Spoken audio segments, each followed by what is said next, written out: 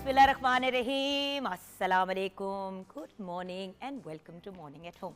मैं हूँ आपकी मेज़बान जुगन काजिम और आज हम बात करेंगे कारमा की। अब आप कहेंगे कारमा क्या चीज़ है? वैसे तो आपने वर्ड ये सुना होगा कि भाई फिर कारमा तो ऐसा ही होता है, दैट्स जस्ट कारमा। कारमा का मतलब है क्या कि जैसा हम करते हैं वैसा ही हमारे साथ हो जाता है या हो सकता है। जैसा करोगे वैसा भरोगे। जब हम बात करते हैं कारमा की या टिट फॉर टैट की कि मतलब एंज करोगे तो फिर तुम्हारे नाल भी एंज ही होएगा, तो ये क्यों होता है? देखिए व्यूअर्स, अल्लाह ताला ने एक सिस्टम बनाया है, एक निज़ाम बनाया है और सिंपल सी बात है कि अगर आप बीज बोएंगे तो दरख्त निकलेगा, अगर आप बीज नहीं बोएंगे तो दरख्त नहीं निकलेगा। लेकिन अगर आप बीज बोएंगे और उसको पानी नहीं देंगे, उसका ख्याल नहीं रखेंगे, तो वो किसी भी चीज़ में कन्वर्ट नहीं होगा, राइट? और वो वेस्ट हो जाएगा। उसी तरह अगर हम लॉजिकली एक लम्हे के लिए सोचें कि ज़िंदगी में क्या हम अपने फुल एफर्ट के साथ चीज़ें करते हैं और क्या हम जो चीज़ें करते हैं वो हम अच्छी नीयत से करते हैं, और जो हम करते हैं क्या वो अच्छा होता है या बुरा होता है, इन सब चीज़ों के चेक्स एंड बैलेंसेस करके ही हमें ज़िंदगी में आगे बढ़ना चाहिए। कुछ दिन पहले हम बात कर रहे थे, कुछ फ्रेंड्स बैठ के बात कर रही थी, तो एक कपल की बात हुई कि एक आदमी है, उसका अफेयर चल रहा था शादी के दौरान।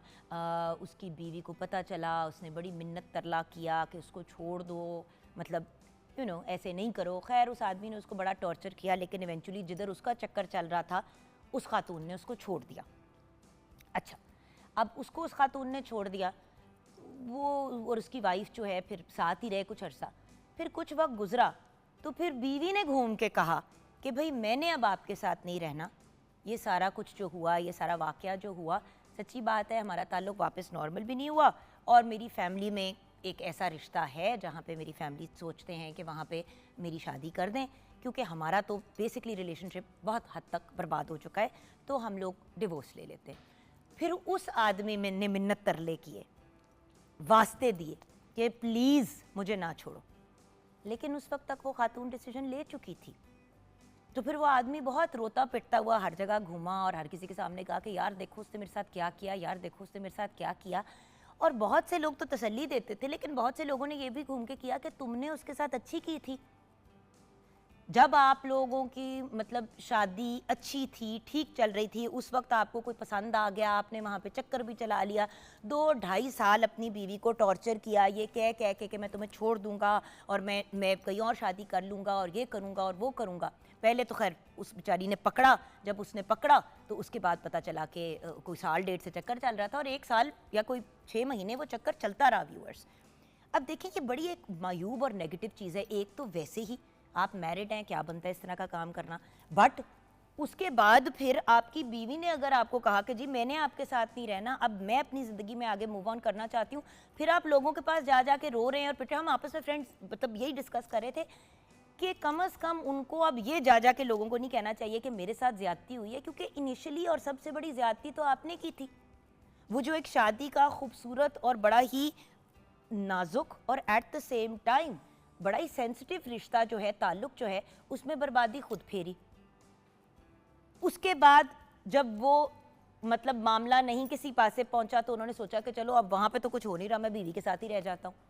लेकिन उस वक्त तक बीवी के दिल से मियाँ उतर चुका था। कितनी देर कोई इंसान टॉर्चर से गुजरे और कितनी देर कोई इंसान ये बर्दाश्त करे कि उनका शौहर किसी से शादी नहीं उसने की, उसका चक्कर चल रहा है और वो अपना अफेयर चला के चल रहा है।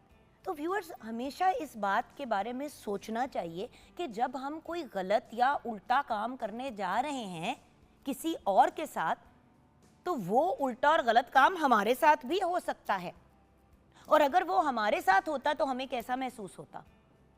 वही जो एक फीलिंग है आपको रोक देती है गलत काम करने से। व्यूअर्स, बड़ी दफ़ा ऐसा होता है, मुझे याद है कि एक दफ़ा बड़े साल पहले, कोई 15 साल पहले कि 20 साल पहले, ये एक शो हुआ करता था माचिस के नाम से। वो होस्ट करती थी ज़ैनब क़य्यूम, ज़ीक्यू, और वो बड़ा पॉपुलर शो था।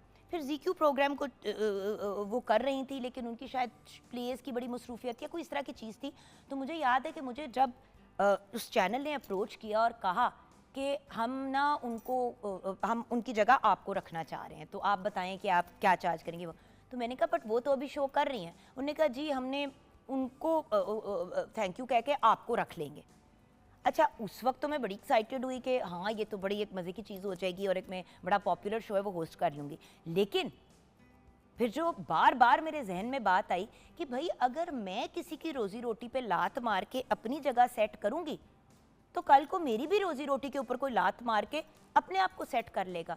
एंड देन ऑल्सो अगर एक चैनल किसी को इस तरह मतलब लिटरली किसी और से बात भी शुरू कर दी और उसका उनको पता भी नहीं था कि ये बातचीत चल रही है, बाद में कुछ अरसे बाद उन्होंने खुद ही छोड़ दिया, वो प्रोग्राम उन्होंने बंद कर दिया, किसी और ने फिर कुछ देर करने की कोशिश की और वो नहीं चल पाया। वो एक्चुअली था ही पॉपुलर ज़ीक्यू की वजह से, जो सच्ची बात है।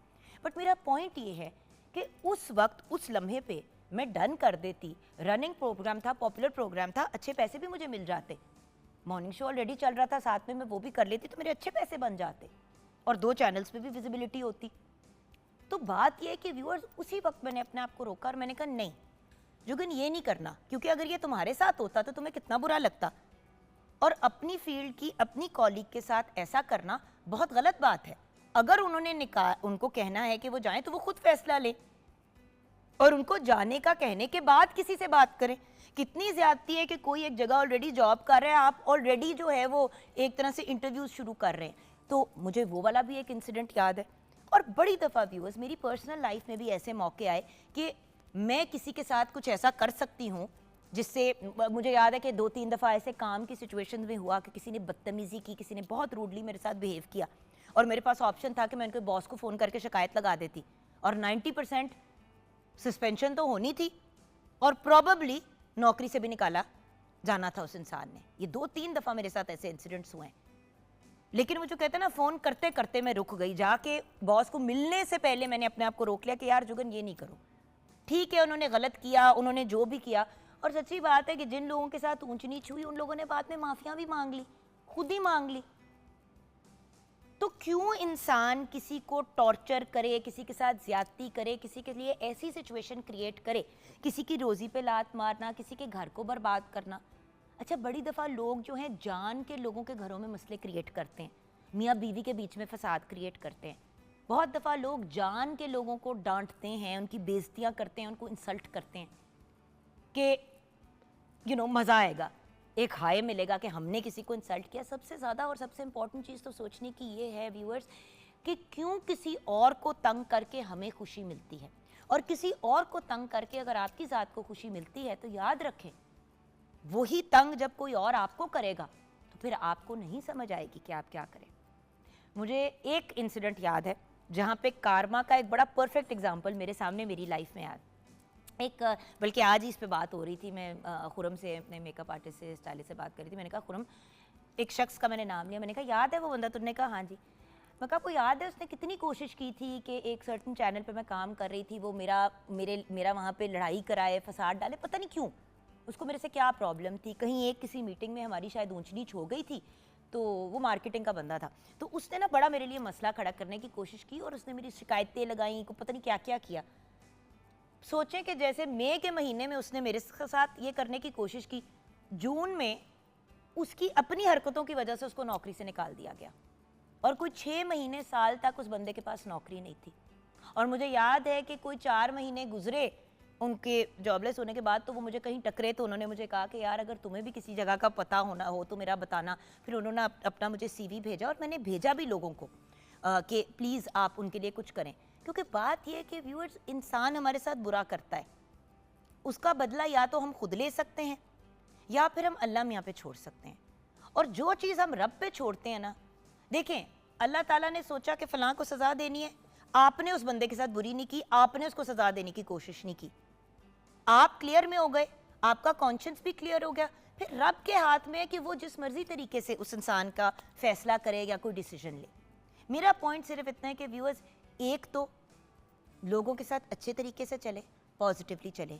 जब भी कोई चीज़ ऐसी करने लगे जो आपको लग रहा हो कि यार ये पता नहीं मैं ठीक कर रही हूँ कि नहीं, हमारा जो गट है ना, ये कहीं एक अंदर से हमारी एक आवाज़ उठती है कि यार ये कुछ ठीक नहीं है चीज़, या क्लियर आपको एक आवाज़ आती है ये नहीं करना चाहिए। सोचे कि अगर मैं इस पोजीशन में होती, मेरे साथ ही होता तो मुझे कैसा लगता, बुरा लगता ना, दिल दुखता, आपके लिए अजाब टूट पड़ता। तो फिर मत करें वो काम दूसरे के साथ भी। और अगर कोई आपके साथ ज्यादती करता है तो मैं तो यही मशवरा दूंगी, एक बहन होने के नाते, एक बेटी होने के नाते, एक आपी होने के नाते, जो भी एक आंटी खाला वटेवर जो भी एज ग्रुप मुझे अभी देख रहा है, मैं तो यही कहूँगी अल्लाह मियाँ पे छोड़ दे।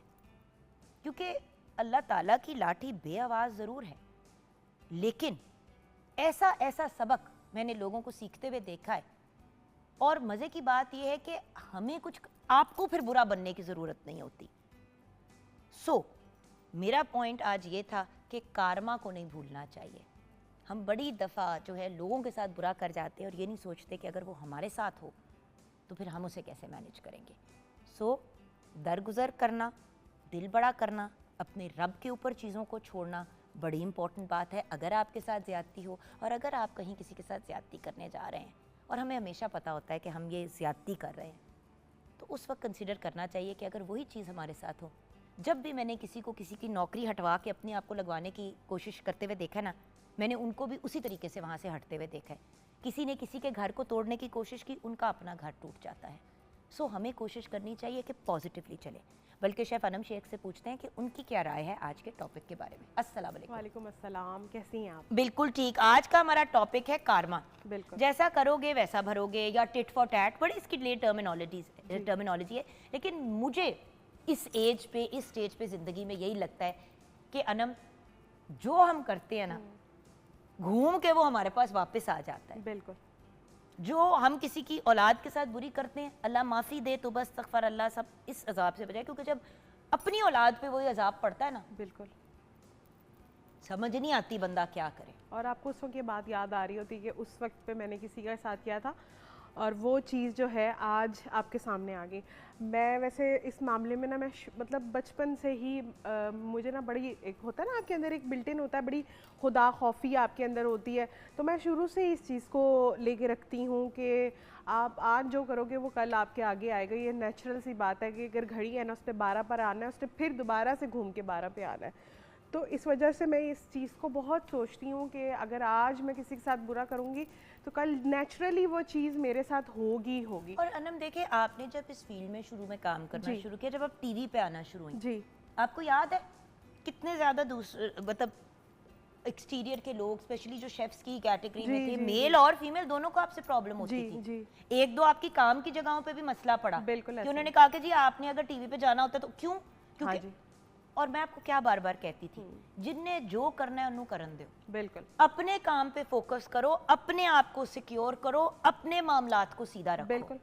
अगर आप सिंसियरली चलेंगी, फोकस के साथ चलेंगी, आप देखें वो सारे शेफ आके चले भी गए। बिल्कुल ऐसा ही। हमारे चैनल का प्रोग्राम का भी हिस्सा नहीं है।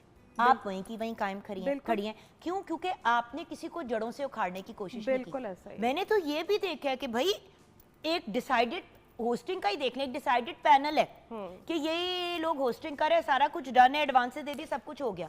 लास्ट मिनट पे पता चला फलां एंकर को हटा के फलां एंकर रख दिया। क्यों? क्योंकि अगले ने जो अपनी है वो अपने आप को जरा कम पैसों पे प्लेस करके अगले बंदे को हटवा दिया। ऐसा ही। जो ना अभी मुझे ऐसे लगता है कि ना, जहाँ पे आपका रिस्क है ना, अगर वो अल्लाह ताला ने उसको लगा के रखा है ना, तो फिर दुनिया जहान की कोई भी ताकत लगा ले। अब जैसे आपने एग्जांपल दिया, बहुत से लोगों ने मुझे यहाँ से हटाने की बहुत हद तक कोशिश की। फिर मेरी अपनी वर्क स्पेस से कि आप यहाँ पे शो नहीं कर सकती, और फिर आपने क्योंकि अपने 9 आवर या 10 आवर्स आपने कंप्लीट करने, तो बहुत सी मुझे मुश्किलें आई, लेकिन फिर भी।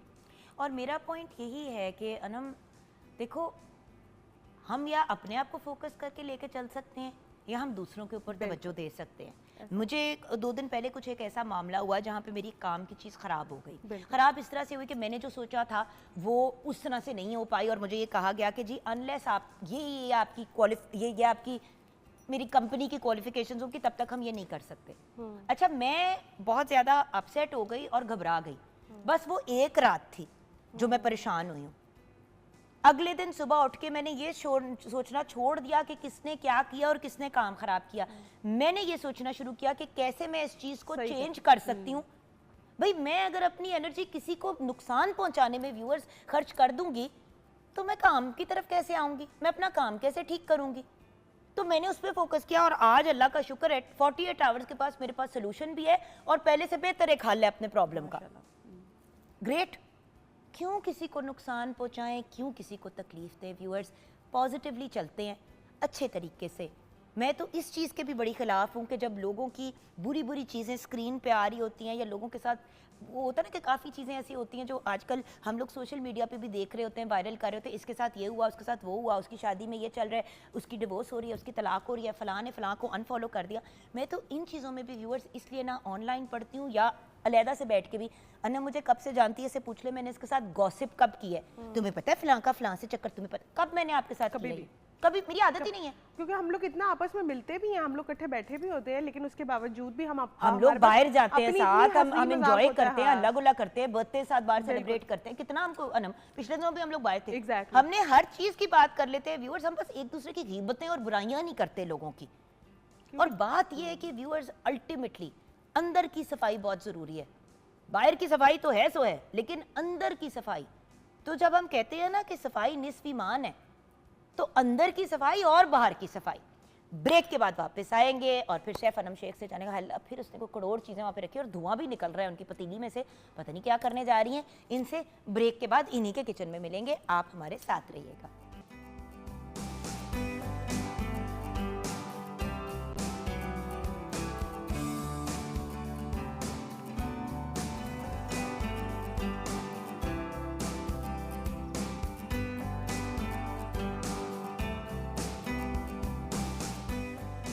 Welcome back from the break viewers.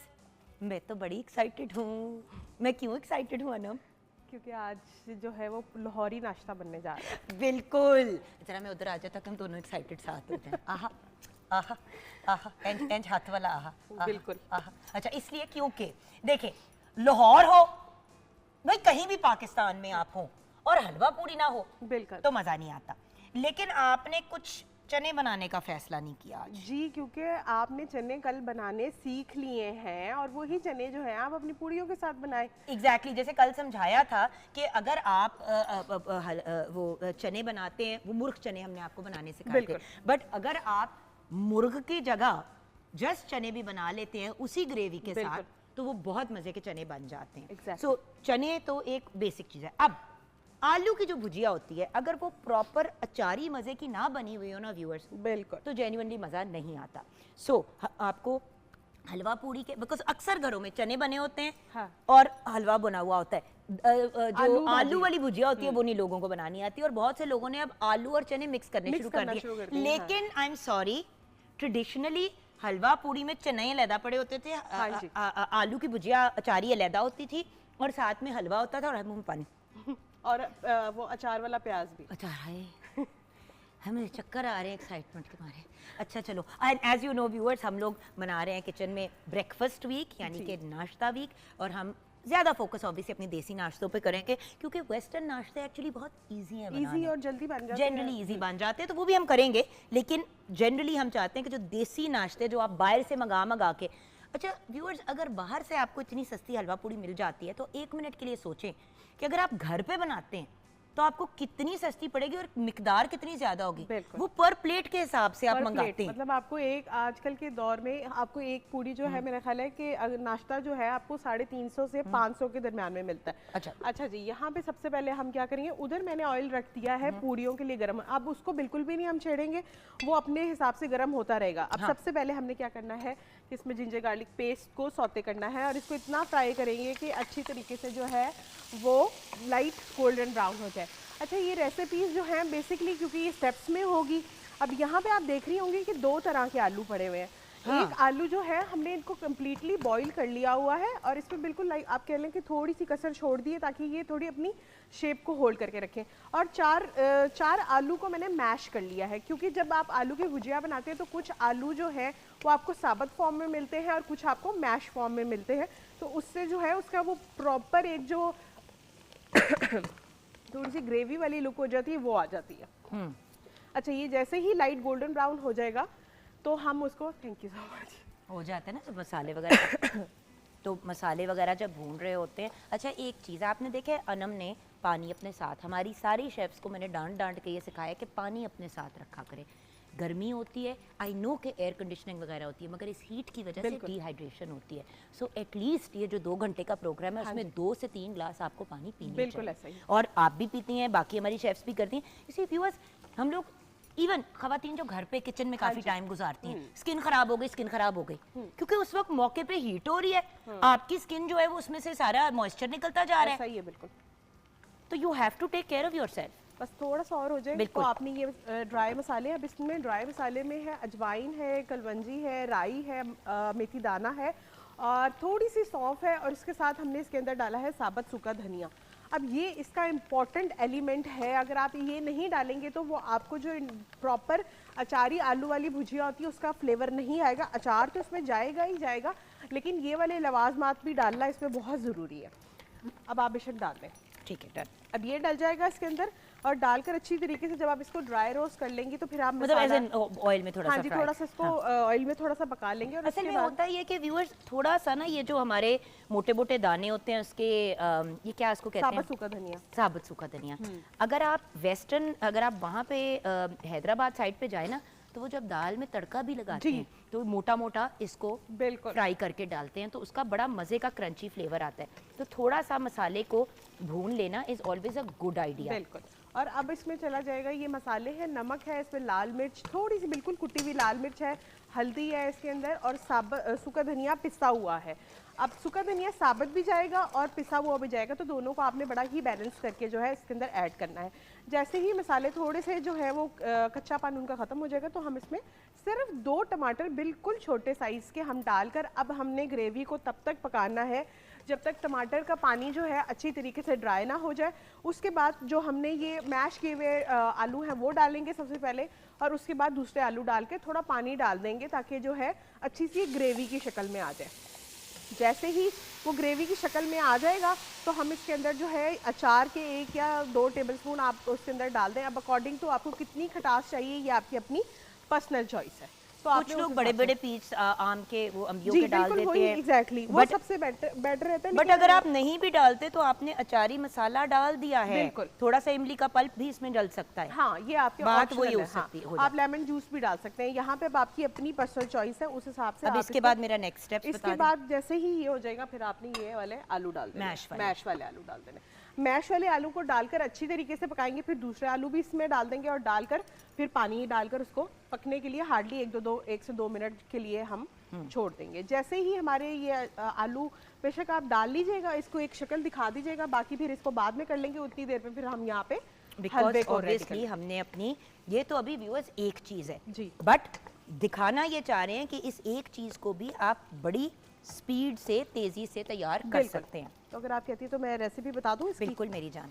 अच्छा जी, आलू की भुजिया के लिए हमें चाहिए आलू 1 से 2 किलो, अदरक लहसुन का पेस्ट 2 खाने के चम्मच, नमक हल्के जायका, सुर्ख मिर्च कुटी हुई 2 खाने के चम्मच, हल्दी पाउडर आधा चाय का चम्मच, सुर्ख मिर्च पाउडर 1 चाय का चम्मच, धनिया पाउडर 1 चाय का चम्मच, कलवंजी 1 खाने का चम्मच, सरसों के बीज 1 खाने का चम्मच, राई 1 चाय का चम्मच, ज़ीरा 1 खाने का चम्मच, साबुत सूखा धनिया इसमें जाएगा 2 खाने के चम्मच, अचार 2 खाने के चम्मच, और घी हम इसके अंदर 1 कप के करीब ऐड करेंगे।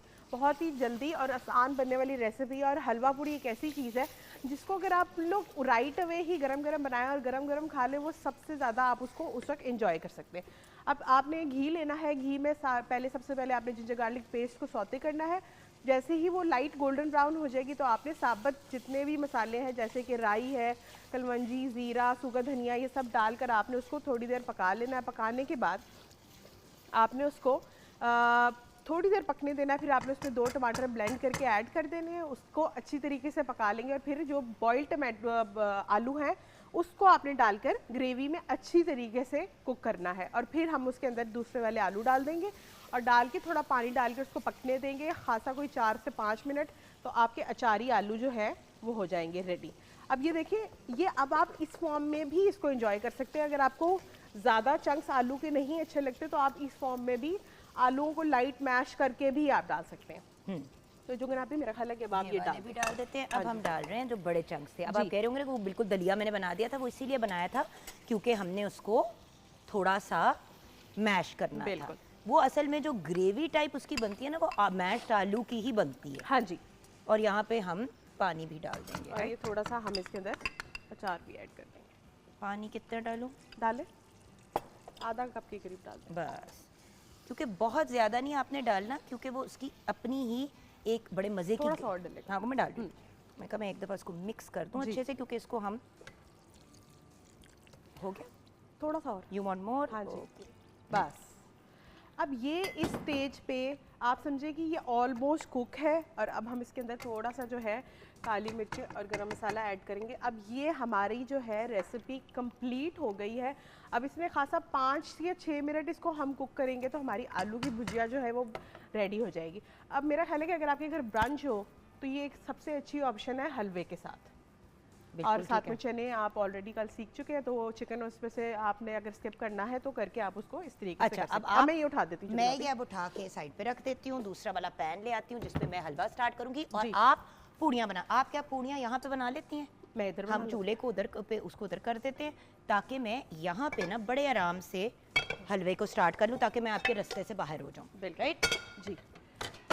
अच्छा, अब एक हलवे का एक इम्पॉर्टेंट एक एलिमेंट है यहाँ पे कि हलवे के लिए आपका जो मेजरमेंट है वो बहुत इंपॉर्टेंट है। ये सारा डलेगा, सारा डलेगा। सबसे पहले जो है आपकी सूजी, फॉर एग्जांपल मैं यहाँ पे जो है 250 ग्राम्स के करीब सूजी यूज़ कर रही हूँ। अब 250 ग्राम्स का मतलब हुआ कि 1 कप सूजी है। 1 कप सूजी, 2 कप चीनी, 4 कप पानी। ये एक यूनिवर्सल आप समझ लें कि आपने जब जब हलवा बनाना है तब आपकी ये रेसिपी जो है ये फिक्स हो जानी चाहिए। उसके बाद आप इसको अप एंड डाउन कर सकते हैं। चीनी को बेशक थोड़ा सा 2 के बजाय 1.5 पे भी कर सकते हैं, अकॉर्डिंग टू कि आपको कितना मीठा पसंद है उस हिसाब से इसको आप अप एंड डाउन कर सकते हैं। अब हाँ, ये क्या है? ये पानी है, ये मैंने मेजर करके अच्छा, रखा ये एग्जैक्ट अमाउंट है, ये सब कुछ एग्जैक्ट। और ये yellow food colour, sorry orange food colour, क्योंकि बाजार में आपको ज़्यादातर जब हलवा पूरी जो मैं इसमें डाल रही हूँ 1-2 ड्रॉप्स डालूं। हाँ जी, जब आपको हलवा पूरी जब बाजार में मिलती है तो आपको ऑरेंज कलर का हलवा मिलता है, तो वही मैंने सोचा कि ऑरेंज कलर जो है वो इससे येलोइश ऑरेंज हो जाएगा तो हमारा। हम उसको कर सकते हैं। अब यहाँ पे जो जुगन आपी के पास चीज़ें पड़ी हैं वो अकॉर्डिंग टू मेजरमेंट पड़ी हुई है। 1 कप आपके पास सूजी है, तकरीबन 1.25 कप के करीब आपके पास चीनी है, और उसके बाद साथ ही हमने जितनी चीनी लेंगे जितनी सूजी लेंगे उतना ही हम उसमें घी ऐड करेंगे कि हमारी जो सूजी है वो घी में डूब जाए। ये एक इसका एलिमेंट है। और उसके बावजूद जो है आप अपने हलवे को जो है जब तक पकाएं जब तक वो लाइट गोल्डन ब्राउन ना हो जाए। अच्छा, अब हम पूड़ी की तरफ आ रहे हैं। जी बिल्कुल, थोड़ा सा ऑयल गर्म हो जाए क्योंकि वो थोड़ा ठंडा हो गया। आप तब तक वो करना चाहिए। हाँ जी, तो वो आप उसकी तरफ। मैं तब तक हलवे की जो है ये जितनी देर में ये गर्म हो जाएगा तो मैं हलवे की रेसिपी जो है बता देती हूँ वहाँ से। सूजी के हलवे के लिए हमें सूजी चाहिए 1 पाव, चीनी चाहिए 2 कप, पानी 4 कप, जर्दे का रंग हस्बे ज़रूरत, मिक्स नट्स इसमें जाएंगे हस्बे ज़रूरत, चांदी के वर्क हस्बे ज़रूरत, और घी इसमें तकरीबन जाएगा 1 कप के करीब। अच्छा, क्योंकि हलवा पूड़ी है तो उसके लिए आपको घी की क्वांटिटी थोड़ी ज़्यादा ही चाहिए। और अब बारी आ जाती है पूड़ियों की। तो पूड़ियों के लिए जी हमें मैदा चाहिए तकरीबन आधा किलो के करीब, सूजी इसमें जाएगी 4 खाने के चम्मच, आटा जाएगा इसमें फाइन आटा जाएगा तकरीबन 1/3 के कप के करीब, और घी इसमें जाएगा 3 से 4 खाने की चम्मच, नीम गर्म पानी हस्बे ज़रूरत, और घी इसके अंदर हम यूज़ करेंगे डीप फ्राइंग के लिए। जब आपने पूड़ियाँ बनानी तो आपने 1 पैकेट जो है कम से कम घी का आपने अपनी कढ़ाई में डाल देना, और उसको इतना गर्म करना है कि उसमें से धुएँ निकलना शुरू हो जाए। जब उसमें से धुएँ निकलना शुरू हो जाएंगे इसका मतलब है कि वो राइट टेम्परेचर पे आ गई है। अब हम इसमें जो है अपनी पूड़ियों को फ्राई कर सकते हैं। अब देखिए, मैं सूजी भून रही हूँ लेकिन अभी भी वो वाइट कलर की है। अब इस स्टेज पे मैं नट्स डालूंगी ताकि वो भी साथ भून जाएं, फिर किशमिश भी डाल दूंगी, और उसके बाद पानी डाल के आपका हलवा भी रेडी हो जाएगा। हम इसको इतना करेंगे कि ये लाइट गोल्डन ब्राउन तक हो जाए, बिल्कुल, क्योंकि सूजी का कच्चापन निकालना बहुत ज़रूरी है। तो इस तरफ जो है हम मैं प्लेट ले लेती हूँ, और यहाँ पे आपने देखा होगा कि मैंने ये वाला पैन रखा हुआ है। इससे क्या होता है कि आपकी पूड़ी को जब हवा लगती रहती है तो पूड़ी आपकी बिल्कुल सही रहती है। अब यहाँ से इसको कर लेते हैं पूड़ियाँ। अब पूड़ियों के पेड़े जो है वो आपकी अपनी पर्सनल चॉइस है कि आपको कितना बड़ा पेड़ा चाहिए या कितना छोटा, तो ये आपकी अपनी पर्सनल चॉइस है। अच्छा, अब फ्लोर को कर लेते हैं पहले थोड़ा सा साफ़, और उस पर मैं लगाऊंगी थोड़ा सा घी, और घी लगाकर हम साथ साथ जो है अपनी पूड़ियों को बेलते जाएंगे, और उसके बाद फिर हम उसको फ्राई करते जाएंगे। तो यहाँ से मैं थोड़ा सा ऑयल लूँगी और सरफेस पे डाल लेंगे, और अच्छी तरीके से इसको फैला लेंगे। एक पेड़ा उठाऊंगी यहाँ से, और इसको इस तरीके से इसको आपने करना है ये देखें अब इसके अंदर वो टोस्टेड स्मेल भी आनी शुरू हो गई है सूजी की, राइट? बिल्कुल। मुझे बताइए अब मैंने इसको कितना और थोड़ा और अभी होगा। और इस तरीके से आपने अपनी पूड़ियों को जो है अच्छी तरीके से बेल लेना है। अच्छा, आपने इस वक्त जो है बिल्कुल भी परेशान नहीं होना कि आपकी पूड़ी की जो है वो शेप वो प्रॉपर आ रही है कि नहीं आ रही, ये आपने बिल्कुल भी नहीं परेशान होना। अब हम इसको जो है तो फ्राइंग बहुत पतली है के लिए डालेंगे। अच्छा, अब आपने क्या करना है, इसको प्रेस करते जाना है इस तरीके से। जैसे जैसे आप इसको प्रेस करते जाएंगे तो आपकी पूड़ी जो है वो फूलती जाएगी इस तरीके से। अभी स्टेज पे मैं शुगर डालना चाह रही जी हूँ। डाल दें। ठीक है ना जी। सूजी हमने भून लिया जितनी हमने भूननी थी और ये हमने शुगर डाल दी। ये देखिए शुगर भी डाल दी और 2 मिनट के लिए सिर्फ शुगर के साथ विद ऑयल में इसको वो जो कहते हैं ना हल्का सा बिल्कुल करके, ताकि उसमें थोड़ा सा कैरमलाइज टेस्ट आ जाए और उसके बाद मैं उसके अंदर वो ऑरेंज वाला पानी डाल दूंगी। अच्छा, अभी ये जो है पूड़ी के लिए अभी ऑयल थोड़ा ठंडा है, हमें इसको थोड़ा और गर्म करना पड़ेगा और उसके बाद फिर हम बकाया जो है वो पूड़ी। बट आप ये देखें कि मतलब बेसिकली तो जो हम अचीव करना चाह रहे हैं पर्पस वो हो गया है हमारा।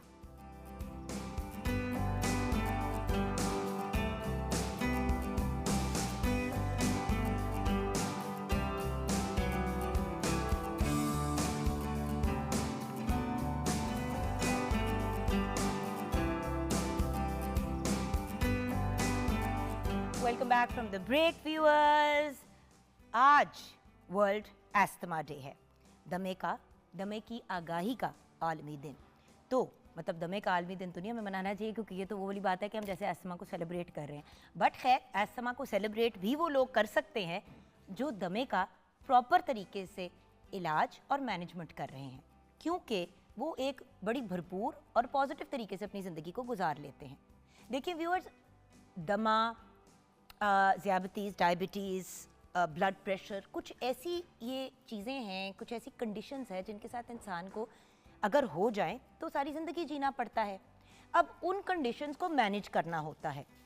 या तो लोग घबरा के इलाज ही नहीं करते या फिर शुरू में इलाज करके छोड़ देते हैं कि अब तो हम बहुत बेहतर हो गए हैं। ये दोनों ही चीज़ें जो हैं वो थोड़ी सी मायूब हैं और थोड़ी सी प्रॉब्लमैटिक हैं, क्योंकि फिर इसके लॉन्ग टर्म जो प्रॉब्लम्स हैं वो बहुत ज़्यादा सीरियस हो जाते हैं। आज हमें गाइड करने के लिए एक बहुत ही ब्रिलियंट पर्सनैलिटी हैं जो शदीद एक स्पेसिफिक चीज़ के ख़िलाफ़ हैं जिसको वो जड़ कहते हैं हर किस्म की रेस्पिरेटरी प्रॉब्लम की, और वो है वेपिंग एंड स्मोकिंग। पहले बेचारे स्मोकिंग के बारे में बात करते रहते थे, अब वेपिंग को स्मोकिंग ने रिप्लेस तो कर लिया है, लेकिन उसके क्या असरात है वो कोई समझने के लिए तैयार नहीं है। तो one of our heroes of the medical field, इसलिए क्योंकि कोविड में he was one of the people on the front line, he was heading his whole team माशाल्लाह, अपनी जान हथेली पे रख के। एंड देन अब एस्थमा से रिलेटेड, रेस्पिरेटरी प्रॉब्लम से रिलेटेड, स्मॉग जब आने वाली होती है, जिस लेवल की अवेयरनेस देते हैं, हमारे साथ प्रोफेसर डॉक्टर मोहम्मद इरफान मलिक हैं, thank you so much. Pulmonologist. अस्सलाम वालेकुम डॉक्टर। वालेकुम सलाम, thank you so much. And professor also. Thank you. जी जी। मतलब ही इज, आप सोचे कि जब डॉक्टर साहब ने प्रोग्राम पे आना शुरू किया था तो डॉक्टर साहब थे, फिर वो एसोसिएट प्रोफेसर थे, फिर वो प्रोफेसर भी बन गए माशाल्लाह। Thank you so much. देखें आप बड़े हो गए, मैं वहीं की वहीं। बिल्कुल ठीक। सब बड़े हो गए, मैं वहीं की वहीं। नहीं आप छोटी हो रही हैं, हम बड़े हो रहे हैं। नहीं उम्र में नहीं छोटी हो रही, मैं वैसे कह रही हूँ मैं उसी कुर्सी पे बैठी हूँ, आप कहाँ से कहाँ माशाल्लाह पहुँच गए। अच्छा डॉक्टर, सबसे पहले तो आज का दिन, दमे का आलमी दिन, ये तो अंडरस्टूड बात है, ये तो मैं आपसे पूछूंगी भी नहीं कि हम इसे क्यों मनाते हैं, क्योंकि सिंपल सी बात है, लोगों का जानना जरूरी है। एग्जैक्टली, बिल्कुल ऐसे। मुझे ये बताएं कि दमा है क्या? देखिए बिस्मिल्लाह, तो I must appreciate PTV and you people, because मुझे याद है इट्स बिन डिकेड हम इस पे बात करें और लोग अभी तक वो प्रोग्राम देख के अपनी बीमारी के लिए डिकेड, और वो कहते हैं कि सर हमने ये प्रोग्राम देखा था और हमें पता लग गया हमें दमा है। दमा सांस की नालियों की सोजिश है, सेकेंडरी टू सम फैक्टर। वो फैक्टर एलर्जन भी हो सकते हैं, वो इनहेरिटेड फैक्टर भी हो सकते हैं। तो आपको अगर आपकी सांस की नालियों में अगर सोजिश आ रही है तो यही दमा है, एक आम ज़बान में अगर हम इसको कहना चाहें। ठीक है, अब मुझे ये बताइए कि आपको दमा है या बच्चे को दमा है, ये कैसे पता चलता है और ये किस एज पे शुरू होता है? क्योंकि डॉक्टर साहब पहले तो ये होता था कि लोग कहते थे कि दमा बचपन में ही हो जाता है और कुछ बच्चों का 5 साल की उम्र तक ख़त्म हो जाता है और कुछ लोगों का कंटिन्यू करता है पूरी ज़िंदगी। अब तो दमा किसी भी स्टेज पे होना शुरू हो गया, पहले होता था कि उसको बचपन से दमा है, उसको दमा है। अच्छा, ज्यादातर लेटर एज में कम ही हमें पता चलता था कि कोई केस है। अब वो हमारी कोताही होती थी, क्या होता था, आई डोंट नो। देखिए वैसे इसको डिवाइड किया जाता है, एक चाइल्डहुड अस्थमा, एक अडल्टहुड अस्थमा, ये दो थे। लेकिन अब इसके दरमियान का जो पीरियड है ना वो बहुत नैरो हो गया। I totally endorse your statement, ठीक है। उसकी मल्टीपल वजूहत हैं। हमें पहले समझना है कि बच्चों में अगर दमा होता है तो किस एज पे हम उसको दमा डिक्लेयर कर सकते हैं। आपको तो याद नहीं, आपने जब मामा को कहा था कि इनको दमा है, तो मैंने आपको कहा था डॉक्टर साहब इस उम्र पे मामा को कहाँ से दमा हो गया? तो आपने मुझे कहा कि जुगन चाइल्डहुड एस्थमा लोग डायग्नोज करके जिंदगी में तो मैनेज कर लेते हैं, लेकिन जिनको लेटर स्टेज में होता है उनका दिमाग भी उस तरफ नहीं जाता कि शायद हमें दमा है। एग्जैक्टली, और सारी जिंदगी तकलीफ में गुजारते हैं। एग्जैक्टली ऐसी है। तो बच्चों में स्पेसिफिकली 1 to 3 ईयर का जो टाइम है वो बड़ा इंपॉर्टेंट है। अगर किसी बच्चे को पहले 3 सालों में नज़ला ज़ुकाम या किसी भी वायरल इन्फेक्शन के बाद उसको खांसी छांसी में सांस में सीटों की आवाज़ का आना, ये प्रॉब्लम साल में 3 दफ़ा से ज़्यादा हो तो हम उसको वीजी चाइल्ड डिक्लेयर कर देते हैं। इसका मतलब है ये एक वो बच्चा है जिसको आपको ऑब्ज़र्व करना है फ्यूचर में, इसमें टेंडेंसी है कि ये अस्थमा का शिकार हो सकता है। तो 3 साल के बाद ये अलामतें, खांसी, सांस में सीटों की आवाज़ का आना, चलने से सांस का फूलना या सांस में तंगी, कभी होना और कभी ठीक हो जाना। कभी होने का मतलब है लेट नाइट, अर्ली मॉर्निंग या सीज़न के साथ होना, ये काफ़ी हद तक हमें सजेस्ट करती हैं कि इस बच्चे को अस्थमा है। यहाँ पे आपने बात की कि वो, अब देखें ना डॉक्टर साहब, आपने ये सारी बातें ना की होती और बार बार ना की होती प्रोग्राम पे, तो मुझे व्यूअर्स 2 साल पहले हमें शक होना शुरू हुआ कि ये नूर को बार बार वही वाली चीज़, जी बिल्कुल, बार बार वही वाला इशू, ये जो आपसे सारी बातें डिस्क्राइब की, क्योंकि आपसे बात हुई भी थी तो उसी वक्त मौके पे जी आप डायग्नोस ले गए, डायग्नोस हुआ और जो उसकी दवाई वगैरह हमने करना था, उसका इनहेलर वगैरह वो सारा कुछ हमने करना शुरू किया। और अल्हम्दुलिल्लाह अब रात को जिस तरह उसको बेचारी को हमें 2 तकियों पे सुलाना पड़ता था, वो बच्ची ऐसे सोती थी और वो बिल्कुल ठीक हो जाते हैं। अल्लाह का शुक्र है। ठीक होते हैं। अच्छा, यहाँ पे कुछ क्वेश्चन हमसे लोग जैसे पूछते हैं कि डॉक्टर साहब बच्चों में अस्थमा है, ये बड़े होकर ठीक हो जाएगा, तो ये थोड़ा सा एक मैं समझता हूँ गलतुल आम है जो बहुत ज़्यादा आप लोगों ने हम लोगों ने सर्कुलेट किया हुआ है। ऐसा नहीं है। देखिए ये कहा जाता है कि अगर बच्चा स्पेसिफिकली फ़ीमेल हो और उसको छोटी उम्र में अगर अस्थमा के सिम्टम है तो 60% टेंडेंसी है कि वो अस्थमा से आउट हो जाएगा जब वो अडल्ट होगा। लेकिन रिमेंबर वन थिंग, ये उन कंट्रीज़ की बात है जहाँ पे एयर क्वालिटी इंडेक्स का कोई इम्पैक्ट नहीं आता, जहाँ पे इन्वायरमेंटल पोल्यूशन का कोई रोल नहीं होता। आप ये भी गौर करेंगे कि अगर हमारे बच्चे ऐसे इलाके में चले जाएं कि जहाँ की इन्वायरमेंट क्लीन है तो उनका अस्थमा का कंट्रोल बहुत हद तक बेहतर हो जाता है, बेहतर हो जाता है। और इवन बहुत से मेरे पेशेंट जब वो बाहर जाते हैं वो डॉक्टर कहते हैं डॉक्टर साहब हमने दवाई भी बंद कर दी थी, हम ठीक रहे थे। तो इस वजह से ये कहना कुछ मुश्किल होता है हमारे लिए पाकिस्तान जैसे कंट्री में कि अगर हम कहें कि अस्थमा बिल्कुल उसका ठीक हो जाएगा। लेकिन बुकिश नॉलेज और थ्रेटिकली 60% प्रोबेबिलिटी ये है कि फीमेल में, बच्चों में जिनमें अस्थमा होता है चाइल्डहुड में, वो अस्थमा से आउट हो सकते हैं। अच्छा, फीमेल चाइल्ड में ज़्यादा चांसेस है। अच्छा, कुछ मेरा जो बड़ा बेटा है कमाल, जो मेरा जिसको मैं अपना बोनस बेटा कहती हूँ, जो फैसल की प्रीवियस मैरिज से थे, तो कमाल को भी इसी तरह था, उसको दमा था बचपन में, इवन टिल मतलब टीन्स, एंड देन नाउ माशाल्लाह he is perfectly fine. But वो कनाडा मूव कर गए थे ना, दुबई मूव कर गए थे, दुबई गए, वहाँ पे उनकी कुछ बेहतर हुई, जब वो कनाडा शिफ्ट हुए तो उसका अस्थमा खत्म, गॉन, बिल्कुल। सो ये वो उस बच्चे ने 10 साल में इनहेलर ही नहीं खरीदा। सो यही मैं आपको बात बता रहा हूँ कि ये वो ट्रिगर है जो बदकिस्मती से बड़ा स्ट्रॉन्ग हमारे पास एग्जिस्ट करता है, जिसको अवॉइड करना नियर टू इम्पॉसिबल। डॉक ये बता दो कि अगर किसी को दमा है और वो अनट्रीटेड जाता है तो हो क्या सकता है? लोग सिर्फ मौत से डरते हैं, लोग ये नहीं रियलाइज करते कि ऑक्सीजन की कम कमी दिमाग को, आपकी पढ़ाई, आपकी हर, मैं क्यों बोल रही हूँ आप बताएं। देखिए आपने बिल्कुल ठीक बात की। दमा जब कंट्रोल नहीं किया जाता तो ये एक ऐसी बीमारी में कन्वर्ट हो जाता है जिसको हम कहते हैं COPD, chronic obstructive pulmonary disease. And remember one thing, जब वो COPD में कन्वर्ट हो जाता है तो इस सब प्रोग्रेसिव डिजीज़ का मतलब है हर आने वाला साल पहले से बुरा होना शुरू हो जाता है। और उसकी वर्स्ट कम वर्स्ट सिनेरियो ये क्या होता है कि आपके दिल के दाएं हिस्से पे प्रेशर बढ़ना शुरू हो जाता है, जिसकी वजह से आपके जिस्म में पानी इकट्ठा होना शुरू हो जाता है। और उसके अलावा वो पेशेंट हमारी नॉर्मल मेडिसिन से रिस्पॉन्ड ही नहीं करता, और एक स्टेज ऐसी भी आती है कि उसको परमानेंट ऑक्सीजन पे जाना पड़ता है। ये इसका वर्स्ट कम वर्स्ट सिनेरियो। और 2026 में भी हम ऐसे कुछ केसेस देखते हैं जो बदकिस्मती से अपने अस्थमा को एलर्जी का नाम दे के वक्ती तौर पे इलाज कराते हैं और एंड में वो इस स्टेज पे हमारे पास आते हैं। और बात यही है ना कि लोग कहते हैं कि अम्मी जी बस सोए थे तो फिर उठे ही नहीं। हाँ। वो इसलिए नहीं उठे क्योंकि उनका सांस रुक रहा था बड़े अरसे से, और अब वो बेचारे उनके लंग्स ही कोलैप्स, कहानी खत्म हो गई। बिल्कुल ऐसे होता है, बिल्कुल। सो प्लीज अंडरस्टैंड व्यूअर्स कि सिर्फ ये नहीं होता कि सांस नहीं आएगा और आप मर जाएंगे, उसके बीच का भी एक मरहला है जो आपको मौत के करीब लेके जा रहा होता है। और ये जो आपने बीमारी के बारे में मेंशन किया, COPD, ये बाय द वे जो लोग वेप बहुत ज़्यादा करते हैं उनमें भी पाई जाती है। बिल्कुल ठीक। सो एक तो वो बीमारी है जो चले इन्वायरमेंट और आपकी चले जेनेटिकली या जो भी जिसकी वजह से हुई, और एक वो बीमारी है जो आप अपने आप को खुद लगा रहे हैं। 100%। बीमारी उतनी ही सवियर है, एक आप अपने आप को लगा रहे हैं वेप सिगरेट पी के, और दूसरी जो है वो एक बड़े अच्छे तरीके से मैनेज भी हो सकती है। हाँ जी बिल्कुल कंट्रोल हो सकती है। देखिए अब तो हर मेडिसिन अवेलेबल है।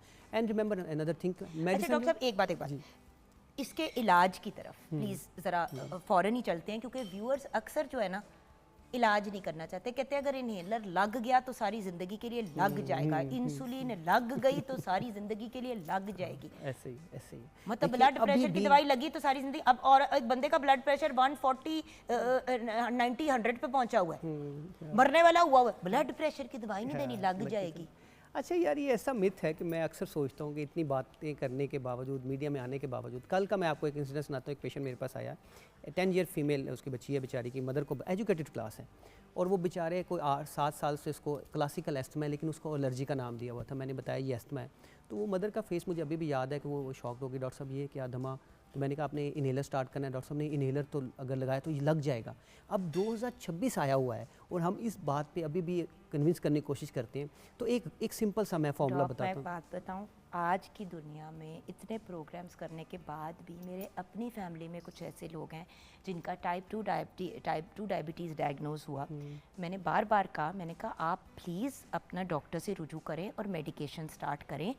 ये अनकंट्रोल्ड हो गया तो आपके लिए मसला बनेगा। पढ़े लिखे मेरे अपने फैमिली के लोग, मैं उनके घर की बेटी, मतलब प्रोग्राम पे कॉन्स्टेंटली उनको मैंने आपकी प्रोग्राम्स की ही क्लिप्स भेजी, कुछ हमारे पास जो यूट्यूब पे पड़ी हुई थी। मुझे कहती है नहीं जुगन, लेकिन ये लग गया इनहेलर तो फिर ये छूटेगा नहीं। मैंने कहा अगर आपने ये इनहेलर देखें, इंसुलिन फॉर एग्जांपल बॉडी की एक ज़रूरत है, अगर आपकी बॉडी नहीं बना रही तो आप उसमें डालेंगे। विटामिन डी की कमी होती है तो आप वो कैप्सूल खाते हैं ना। बिल्कुल ऐसे। तो अगर आपके सांस लेने में दिक्कत हो रही है और आपको किसी चीज की जरूरत है जो आपके सांस खोलेगा, तो आप सांस क्यों नहीं खोल रहे? देखिए इसका एक मैं और एक तरह से बताता हूँ बात के। देखिए फॉर एग्जांपल अगर आपकी आंख में मसला है तो दवाई आप आंख में डालते हैं, अगर आपके कान में मसला है तो दवाई आप कान में डालते हैं। अच्छा गोलियां खाने के लिए 6-8 गोली। अब वही बच्ची जो आपके पास 10 साल की आई होगी, उसको डॉक्टर ने एलर्जी का कितना लंबा नुस्खा दिया होगा? उसको मल्टीपल कोर्स ऑफ स्टीरॉइड दिए हुए, स्टीरॉइड दिए हुए हैं, सुबह शाम एंटी एलर्जी, और साथ में जो भी और खांसी वासी है वो, क्योंकि उससे खांसी भी होती है और बंदे को एहसास नहीं होता। ऐसे ही। अब 2 पफ या 1 पफ रात को लेने से या सुबह लेने से मसला हल हो रहा है, आप इतना बड़ा नुस्खा दवाई का दे रहे हैं। यही मोस्ट इंपॉर्टेंट पॉइंट है। देखिए आप गोली खा रहे हैं, गोली मैदे से अंतरियों से जाके अब्जॉर्ब होकर लिवर से फिर टारगेट ऑर्गन पे पहुंच रही है। उससे 1000 गुना कम डोज पे हम इनहेलर ले रहे हैं जो सिर्फ इफेक्टिव ऑर्गन पे जा रहा है और ब्लड में अब्जॉर्ब नहीं हो रहा, तो उसका कितना अच्छा इफेक्ट आएगा। क्योंकि जो गोली देते हैं उस गोली का व्यूअर्स बहुत ज़्यादा वो हाई डोज होती है और वो आपके फेफड़ों तक तो एक छोटा सा अमाउंट पहुंचाती है। वो आपके गुर्दों से फिर गुजरेगी, आपके जिगर से भी गुजरेगी, आपके सारे जिस्म में। और व्यूअर्स ये एक फैक्ट है कि स्टेरॉइड जितना ज़्यादा आप ज़िंदगी में लेंगे उतना ज़्यादा आपकी हड्डियाँ कमज़ोर होंगी और आपको ऑस्टियोपोरोसिस और दूसरे मसाइल होंगे मल्टीपल। इसलिए जो इनहेलर वो कह रहे हैं उसकी इतनी कम डोज है क्योंकि वो डायरेक्ट जाके फेफड़ों में लग रही है। राइट डॉक्टर साहब? एब्सोल्युटली राइट, बिल्कुल ऐसे ही। और वो उसका इम्पैक्ट आता है, विदिन 5 मिनट उसका इम्पैक्ट आ जाता है। और दूसरी इंपॉर्टेंट बात यह है कि अगर हम उनको इनहेलर भी ले लें, उससे इंपॉर्टेंट बात यह है कि प्लीज़ उसको प्रॉपर वे में यूज़ करें। 50 to 60% of the patient don't know कि उन्होंने इनहेलर कैसे लेना है। अब तो इनहेलर की डिफरेंट फॉर्म आ गई हैं, इनहेलर स्पेसर से भी अटैच होते हैं, कैप्सूल में डाल के भी खींचा जाता है। और मैं ये समझता हूँ कि आज के ज़माने में देयर इज़ नो एक्सक्यूज़ कि डॉक्टर साहब मुझे पता नहीं था। यूट्यूब पे हर चीज़ अवेलेबल है, आप if you search anything it is available, authentic जगहों पे अवेलेबल है। तो प्लीज़ अगर डॉक्टर ने आपको एस्थमा कहा है और इनहेलर रिकमेंड किए हैं तो उसको प्रॉपर टाइम के लिए लें। डॉक्टर साहब क्या इलाज कोई नहीं है दमे का? देखिए टू सम देखिए आप जैसे टाइप 2 डायबिटीज ये प्रूवन है अब के रिवर्सिबल है। अगर राइट स्टेज पे अर्ली स्टेज पे पकड़े तो ये रिवर्स भी हो जाती है। मैं बात कर रही हूँ व्यूअर्स डायबिटीज टाइप 2 की। इसी प्लेटफॉर्म पे बात करते थे ना, डायबिटीज हो गई तो हो गई, अब आप गए। अब इसी प्लेटफॉर्म पे नई रिसर्च ने ये पिछले कुछ 10 सालों में प्रूव किए कि टाइप 2 से वापस जा सकते हैं। तो क्या दमे से भी वापसी है डॉक्टर? देखिए एलोपैथी मैं एडल्ट्स की बात कर रही हूं। जी मैं आपको बताता हूँ। एलोपैथी में we can control it, but remember one thing, जैसे मैंने आपको एक एग्जांपल दी कि ऐसी बहुत सी एग्जांपल्स आपको मिलेंगे जिनके इन्वायरमेंटल एक्सपोजर बेहतर करने से वो बिल्कुल ठीक हो जाते हैं, उनको इनहेलर की ज़रूरत नहीं पड़ती। लेकिन theoretical and experience knowledge is के लो डोज ऑफ जो इनहेलर हैं वो मेंटेन रखते हैं हम लंबे अरसे के लिए। अच्छा, लेकिन प्रेगनेंसी में देखिए कुछ कंडीशंस ऐसी होती हैं, जैसे प्रेगनेंसी में और जब माँ बच्चे को दूध पिला रही होती है तो सारी दवाइयाँ बंद कर देते हैं, तो उसमें फिर क्या करते हैं? No, inhaler is not contraindicated. देखिए यही तो समझने की बात है, उसकी डोज इतनी कम है और उसकी ब्लड अब्जॉर्प्शन इतनी कम है कि उसके का बेबी पे इफेक्ट नहीं आएगा प्रेगनेंसी में, वन थिंग। बट अगर आप इन एस्थमा को अनकंट्रोल रखेंगे, उसका बेबी पे बहुत ज़्यादा इम्पैक्ट आना शुरू हो जाएगा। उस पर क्या इम्पैक्ट? अगर बेबी की ग्रोथ कम हो जाती है, प्री मेच्योर डिलीवरी होना शुरू हो जाती है, बच्चे के लंग इफेक्ट होना शुरू हो जाते हैं, तो इनहेलर डॉक्टर रिकमेंड करते हैं, और जो डॉक्टर इनहेलर रिकमेंड करते हैं वही आपने लेना है, एक्स्ट्रा इनहेलर आपको जरूरत अच्छा नहीं है। डॉक्टर साहब, हमारे जानने वालों में एक खातून को ड्यूरिंग प्रेगनेंसी दमा हो गया था, और आफ्टर प्रेगनेंसी 2-3 महीने बाद वो ठीक हो गई, ये क्या कहानी है? बिल्कुल ठीक है। एस्थमा के कुछ टाइप्स हैं। डायबिटीज भी ऐसे हो जाती है ना इसको कहते हैं प्रेगनेंसी इंड्यूस एस्थमा। होता है ना ये, हम लोगों ने कहा तुम पागल हो, अब तुम सारी जिंदगी कहती है नहीं डॉक्टर साहब कह रहे थे ठीक हो जाए, और वो 3 महीने के बाद उसका इनहेलर छूट गया। ऐसे ही है। इसी तरह एक एस्थमा है एक्सरसाइज इंड्यूस एस्थमा है, वो सिर्फ एक्सरसाइज पे होता है। इसी तरह एक एस्थमा है एस्पिरिन इंड्यूस एस्थमा। एक्सरसाइज वाले दमे की मत बात करें, हमारे ऊपर अहमद हाशमी, हमारे जो माशाल्लाह से आपको पता है उमर हमारे जो प्रोड्यूसर है, उनको आप परफेक्ट बहाना मिल जाएगा, वो कहेंगे हमें तो एक्सरसाइज इंड्यूस दमा है, हम तो एक्सरसाइज कर ही नहीं सकते। उनका इलाज भी है ना, कोई बात नहीं, बहाना नहीं तो इलाज हो सकता है। तो प्लीज़ इसका ये मतलब नहीं है कि अब आप ये बहाना बनाना शुरू कर दे व्यूअर्स, आप भी एक्सरसाइज ना करने का। अच्छा, एक्सरसाइज का भी है, प्रेगनेंसी का भी है। एस्पिरिन इंड्यूस, आप एस्पिरिन रहते हैं, आपको एस्थमा ट्रिगर कर जाता है, तो ये स्पेसिफिक एक ग्रुप हैं एस्थमा के जो पेशेंट हैं, और कम होते हैं इनकी तरह। एलर्जिक एस्थमा कौन सा होता है? देखिए एस्थमा को ब्रॉडली हम 2 टाइप्स में सॉरी, स्ट्रेस इंड्यूस्ड एस्थमा। हाँ, ये इसका ट्रिगर है, स्ट्रेस इंड्यूस एस्थमा। अगर आपको एस्थमा है स्ट्रेस में, आप ये इसको ट्रिगर हो जाएगा। Stress is a very important trigger for asthma, ठीक है। हाय हाय, और जहाँ तक स्ट्रेस आपने में तो सारे ही हैं। हाँ, ये तो बदकिस्मती है हमारी, तभी तो हम सारों का सांस ठीक नहीं हो रहा। हाँ जी। अच्छा, दूसरा एक आपने एलर्जी का जिक्र भी किया, तो I want to focus on that because क्योंकि एलर्जी नहीं फर्क पता चलता। हाँ, मैं आपको बता देता हूँ, एलर्जिक एस्थमा 60% काउंट करता है। एक अच्छी बात भी मैं इसमें आपको बता दूँ कि अलहमदिल्ला पाकिस्तान में अब कुछ सेंटर्स में इस एस्थमा को डिफ्रेंशिएटिंग करने वाली डिवाइस आ चुकी है। अच्छा। हाँ, वो बच्चों में भी डिफ्रेंशिएट करती है, अडल्ट में भी करती है। उसमें करना क्या होता है कि आपको डीप इंस्पिरेशन के बाद एक डिवाइस में ब्लो करना होता है। जब उस डिवाइस में आप ब्लो करते हैं तो एक वैल्यू आती है, उसको हम फिनो कहते हैं, एक्सलेशन नाइट्रिक ऑक्साइड की। अगर वो 25 से ऊपर है, इसका मतलब है कि आपका इयोसिनोफिलिक / एलर्जिक एस्थमा है। और this is very important device by the way. Sometime हम मरीज़ को ट्रीट कर रहे होते हैं with high dose of steroid, और वो इयोसिनोफिलिक एस्थमा नहीं होता। अगर इस टेस्ट में उसका लेवल 25 से नीचे आता है तो उसकी ट्रीटमेंट स्ट्रेटजी चेंज हो जाती है। It is available now. So ultimately मेरा पॉइंट ये है कि मॉनिटर कैसे करें फिर। देखिए अब इसका कोई ये तो जैसे आपने कहा आपके पास एक डिवाइस है, घर पे तो कोई डिवाइस, जिस तरह बाकी चीज़ें तो आप टेस्ट कर सकते हैं ना, दमा आपका कंट्रोल में, ये हम कैसे टेस्ट करें? आपको आज एक नई एक बात बताते हैं। एस्थमा को कंट्रोल असेसमेंट करने की डिवाइस भी एग्जिस्ट करती है, उसको कहते हैं पीक एक्सपिरेटरी फ्लो मीटर। इसको ये हमारे व्यूअर्स जाके देखें, नेट पर सर्च करें। बदकिस्मती इसमें मैं फेलियर समझता हूँ एज अ पल्मोलॉजिस्ट, हमारा भी है। जैसे डायबिटीज़ को, किसी पेशेंट को डायबिटिक आप लेबल करते हैं तो वो ग्लूकोमीटर परचेज़ कर लेता है, उससे कम प्राइस पे आपके पास पीक एक्सपिरेटरी फ्लो मीटर आता है। पीक एक्सपिरेटरी फ्लो मीटर एक डिवाइस है, उसमें आप ब्लो करते हैं। जब ब्लो करते हैं उसमें, तो उसका ऊपर एक लीवर होता है जो मूव करता है, जो बताता है आपके अंदर कितनी कैपेसिटी है, जो आप एक्सेल करें, कितनी हवा भरने की कैपेसिटी है। क्योंकि जितना कम जाएगा व्यूअर्स, उतना कम ऑक्सीजन जिस्म को जाएगा। तो बेसिकली ये सोचे कि गुब्बारा कितना भरना है। Exactly. अगर गुब्बारा सिर्फ इतना भरा जा रहा है तो दैट्स अ प्रॉब्लम। गुब्बारा अगर इतनी कैपेसिटी पे है और वो यहाँ पे है, तो आपको ये समझ आता है कि आप कितनी परसेंटेज पे। 100% वो आपकी एज, हाइट एंड सेक्स के अकॉर्डिंगली डिफाइंड होती है।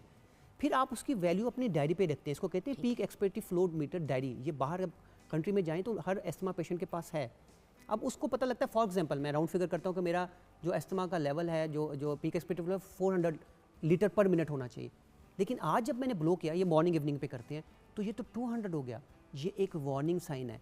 इसका मतलब ये है कि आपको अपनी ट्रीटमेंट को ऑप्टिमाइज़ करना है, स्टेप अप करना है। लेकिन डॉक्टर साहब यही तो होता है, जब तक बिल्कुल सा रुक नहीं जाता हम जाते नहीं हैं। और मसला ये है ना कि क्योंकि हम मॉनिटर नहीं कर पाते। देखिए बंदा अक्सर पेशेंट खुद को तय कर जाता है, लेकिन घर का कोई बंदा, जैसे मियाँ को डायबिटीज़ है तो बीवी जान के पीछे पड़ी हुई है, माँ है तो बेटी उसके पीछे पड़ी हुई है कि जी चेक करें अपनी शुगर अम्मी, चेक करें ब्लड प्रेशर। तो अब सांस चेक करने का कोई तरीका नहीं है। मैंने आपको बताया। सो पीक एक्सपिरेटरी फ्लो, प्लीज़ इसको आप ये अवेलेबल है, अवेलेबल है। प्रैक्टिस नहीं हो पा रहा पाकिस्तान में। देखिए इंग्लैंड में ना जब लेकिन डॉक्टर साहब जब आपके पास कोई दमे का बंदा आता है तो क्या आप उसे कहते हैं लिख के कि खरीदो और इसको चेक करो? इतना फ्रीली अवेलेबल नहीं है ज़रूर। आपको पता है इसकी कॉस्ट भी अराउंड 3,000 है, बस एक दफ़ा आपने लेना है। बट मैंने आपको बताया, मैंने एक्सेप्ट किया कि ये हमारी भी प्रॉब्लम है, हम इतना काउंसल नहीं करते। आज से कोई 10-15 साल पहले चले जाएँ तो हम स्पायरोमीट्री से ज़्यादा पीक एक्सपेक्टेड फ्लो मरीज़ का करवा के अपने क्लिनिक पे उसको बताते थे कि आपका लंग में इतना वॉल्यूम है जो आप एक्सेल कर रहे हैं और आपको ये करना चाहिए। अब बिकॉज हम भी बिजी हैं, अवेलेबिलिटी कम है और हमने इस प्रैक्टिस को बिल्कुल बंद कर दिया। लेकिन मैंने आपको बताने लगा ग्लूकोमीटर से भी ज़्यादा आसान है चीज़ करने वाली, ब्लड प्रेशर की मशीन से ज़्यादा आसान है। और मैं आपको ये बता रहा था कि इंग्लैंड में ये हर पेशेंट ने अपनी peak expected flow diary maintain की होती है। वो बताता है कि डॉक्टर साहब 4 वीक्स के बाद हमारे पास आया कि सर ये मेरा पीक एक्सपेक्टेड फ्लो है, ये वेरिएबिलिटी उसमें आ रही है। उसको देख के, उसको ना भी एग्जामिन करें, उसको देख के हम उसकी ट्रीटमेंट को स्टेप अप या स्टेप डाउन कर सकते हैं। तो वही तो चीज़ है ना कि जो व्यूअर्स हमारे पास जब सारी फैसिलिटीज़ हैं तो एटलीस्ट हमें एफर्ट तो करना चाहिए ना। 100% बिल्कुल आपने ठीक है, बिल्कुल। क्योंकि अगर आपका, और सबसे बड़ी बात ये है कि लोग या तो इनहेलर से डर जाते हैं या फिर वो राइट टाइम पे जाते नहीं हैं। बिल्कुल बिल्कुल ऐसा है, या इनहेलर होता भी है तो प्रॉपर ले नहीं रहे होते। अच्छा ये ज़रा एक्सप्लेन करें, अब छोटे बच्चों को बंदा इनहेलर कैसे यूज़? अच्छा देखिए, बिल्कुल मैंने भी स्ट्रगल किया था शुरू में। अच्छा मैं आपको बताता हूँ। इनहेलर हमारे एक ग्रॉसली अगर डिवाइड करें तो 2 तरह के होते हैं। एक होते हैं ड्राई पाउडर इनहेलर जो कैप्सूल फॉर्म में आपने इनहेल करने हैं। यूजुअली वो बच्चे नहीं ले सकते, हम दूसरे इनहेलर उनको देते हैं, उसको कहते हैं मीटर डोज इनहेलर, जो तकरीबन इस शेप के बने होते हैं, एल शेप के होते हैं। उसके आगे एक कैप लगा होता है, आप उस कैप को ओपन करते हैं, इनहेलर को शेक करते हैं and there is a device जिसको हम कहते हैं स्पेसर। उस डिवाइस के एक एंड पे आप इस तरह करके प्लास्टिक की ना इस तरह करके एक चीज़ बनी होती है, वो आप फ्रंट पे लगाते हैं और उस साइड पे आपका माउथ आता है। अच्छा उसको एक दफ़ा प्रेस करते हैं और बच्चों के लिए अब उसके आगे एक मास्क भी अवेलेबल है। बच्चों का आप मास्क उसको अटैच कर देंगे, उसको एक दफ़ा प्रेस करेंगे और बच्चा नॉर्मली 10 टाइम भी अगर ब्रीदिंग कर लेता है तो उसकी डोज डिलीवर हो गई। अच्छा ये ऐसे ही है जैसे और बाय द वे बड़े भी करते हैं। मेरी खाला चुनियाला जो हैं वो कहती है कि जुगर मेरे से नहीं होता, वो इस तरह करके वो मेरी सारे ज़बान पे लग जाता है। तो मैंने कहा तो उन्होंने स्पेसर यूज़ करती हैं और मानों के लिए छोटे साइज़ का स्पेसर है, उनका बड़ा साइज़। बिल्कुल। तो अगर आप उसके और एक दफ़ा प्रेस करके अडल्ट में अगर आप 6 दफ़ा उसको इनहेल कर रहे हैं तो इसको 1 पफ कहते हैं। नॉर्मली अडल्ट की डोज होती है 2 पफ ट्वाइस अ डे। इसका मतलब है उसको सुबह और शाम इसको रिपीट करना होता है इस पफ को। एंड मोस्ट इंपॉर्टेंट थिंग एक इसी में फ्लो में आपको बता दूं कि इस स्पेसर को हमने वॉश भी करना है। आफ्टर 1 वीक हम इस स्पेसर को ओपन करते हैं, कुछ मिड से ओपन होते हैं, कुछ एंड से ओपन होते हैं। ओपन करके 10 मिनट के लिए सोप वाटर में, फिर नीम गर्म पानी में डाल के उसको हंगाल के उल्टा रख देते हैं। उसके अंदर हमने कोई कपड़ा या हाथ नहीं मारना, तो उसकी लाइफ 6 मंथ है अगर आप उसका ऐसे यूज़ करें। और वो स्टेरलाइज भी इस तरह हो जाता है। लेकिन जब आप इसको इसी तरह छोड़ देते हैं, बार बार करते हैं, तो उसके अंदर फिर फंगस और चीज़ें भी लग सकती हैं। उसको ड्राई ज़रूर करना है, एयर ड्राई। आपको रात को उसको रख दिया करें ताकि मॉर्निंग तक वो क्लीन। बिल्कुल। अब मुझे ये बताइए डॉक्टर साहब, फाइनली आप हमारे व्यूअर्स को क्या पैगाम देना चाहेंगे? देखिए, क्योंकि ये तो पूरा हफ्ता है जी बिल्कुल पूरा हम इसको वीक्स ऑब्जर्व करें। देखिए एस्थमा से हमने बिल्कुल परेशान नहीं होना। अगर आपको खांसी, सांस में सीटों की आवाज़, चलने से सांस का फूलना या सांस में तंगी है और कभी होता है और कभी ठीक हो जाता है, तो ये एस्थमा की अलामत है। किसी भी क्वालिफाइड डॉक्टर के पास जाएं, उससे इसकी तशखीस कराएं और जो इनहेलर वो रिकमेंड करता है उसको प्लीज़ लें और ख़ुद इसको बंद ना करें। आप डॉक्टर को 4 हफ्ते बाद दिखाएंगे, हो सकता है वो उसकी दवाई को कम करे, हाफ़ करे, और एक टाइम ऐसा भी आ सकता है कि आप मिनिमम डोज पे अपने एस्थमा को कंट्रोल कर सकते हैं। Thank you so much doctor साहब, गॉड ब्लेस यू। व्यूअर्स, ये बात ज़रूर आपके साथ शेयर कर लूँगी कि जब हम बात करते हैं दमे की तो इस बार की थीम है access to anti inflammatory inhalers for everyone with asthma still and urgent need. तो बेसिकली ये थीम वही है जो पिछले साल भी थी कि हर बंदे को दमे के लिए एक्सेस होनी चाहिए। ये जिन इनहेलर्स की बात कर रहे हैं, देखिए एक तो वो लोग हैं जो खुद नहीं यूज़ करते और एक वो लोग हैं जिनकी एक्सेसिबिलिटी ही नहीं है, जिन तक रसाई नहीं है इनकी। सो उनके लिए भी और उन लोगों के लिए भी जो इनहेलर्स को होने के बावजूद भी यूज़ नहीं करते, प्लीज़ अंडरस्टैंड कि ये सबसे आसान, सबसे बॉडी के लिए ईजी किस्म का इलाज है और वेरी इजी टू मैनेज। अब जैसे कि मैंने बताया, मेरी अपनी बेटी को दमे का मसला है, मैं रात को उसको वो अपना 2 पफ लेती है and she is done, that's it, 24 hours में 1 थिंग। और वो एक उसका इनहेलर है, उसका स्पेसर है और दैट्स इट। और हल्का सा उसके सामने एक मास्क होता है, वो इस तरह करके वो लगा के अपना इनहेल करती है और लिटरली व्यूअर्स फ्यू मिनट्स, इससे ज़्यादा तो नेबुलाइजिंग में टाइम लग जाता है। So thank you so much doctor साहब। हम छोटी सी ब्रेक की तरफ जाएंगे, आप हमारे साथ रहिएगा।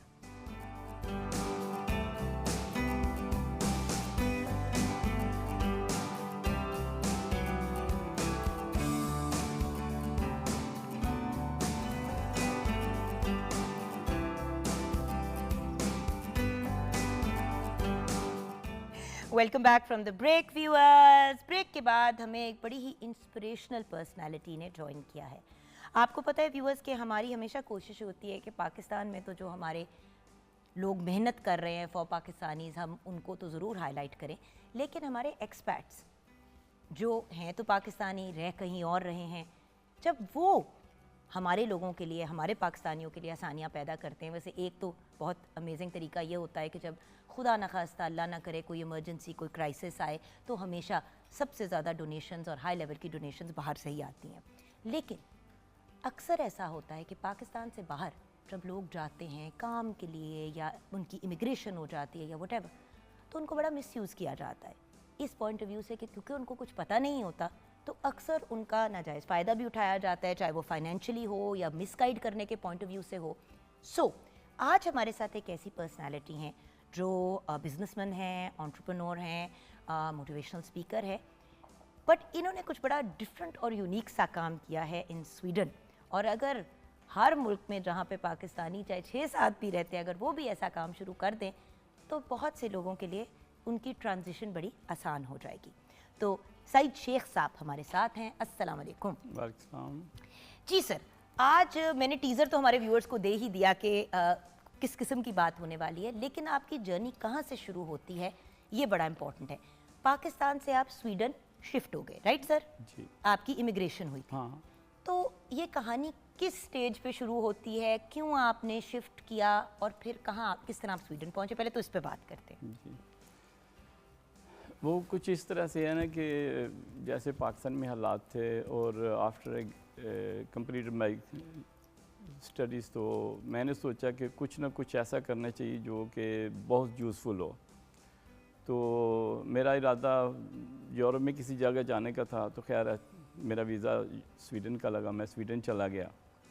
तो वहाँ पर जाके मैंने फिर अपनी लाइफ को स्टार्ट किया, और जब मैंने लाइफ को स्टार्ट किया तो मैंने इसी तरह से अपनी लाइफ को स्टार्ट किया जिस तरह से अभी आपने वो बयान फरमाया कि वो लोग मिसयूज़ होते हैं, मिसयूज़ करते हैं वगैरह वगैरह, डिस इन्फॉर्मेशन फैलाते हैं, डिस इन्फॉर्मेशन को कवर कर लेते हैं, अपने पर हावी कर लेते हैं, फिर दिल छोड़ जाते हैं, तो फिर छोटे छोटे कामों में लगे रहते हैं सारी ज़िंदगी। और बड़ी दफ़ा कुछ ही अरसे के बाद वापस आ जाते हैं। वापस भी आ जाते अब हैं। देखें, जो भी बंदा किसी जगह पे शिफ्ट होता है इस पॉइंट ऑफ व्यू से कि उसने वहाँ पे रहना है, जी जी, तो बहुत खर्चा होता है। पाकिस्तान जी, जी। जैसे मुल्क से उठ के जाना, लोग अपने घर बेच देते हैं, जी, अपनी जी। प्रैक्टिसेस बंद करके वहाँ पे जाते हैं कि हम कुछ बनाएं। जी, जी। अब 6 महीने में इतना सा मुंह लेके वापस आना, जी। नुकसान आप देखें कितना होता है। बहुत ज़्यादा नुकसान होता है जी। तो खैर मेरे साथ भी ऐसे ही हुआ, मुझे इन मुश्किलात का सामना करना पड़ा।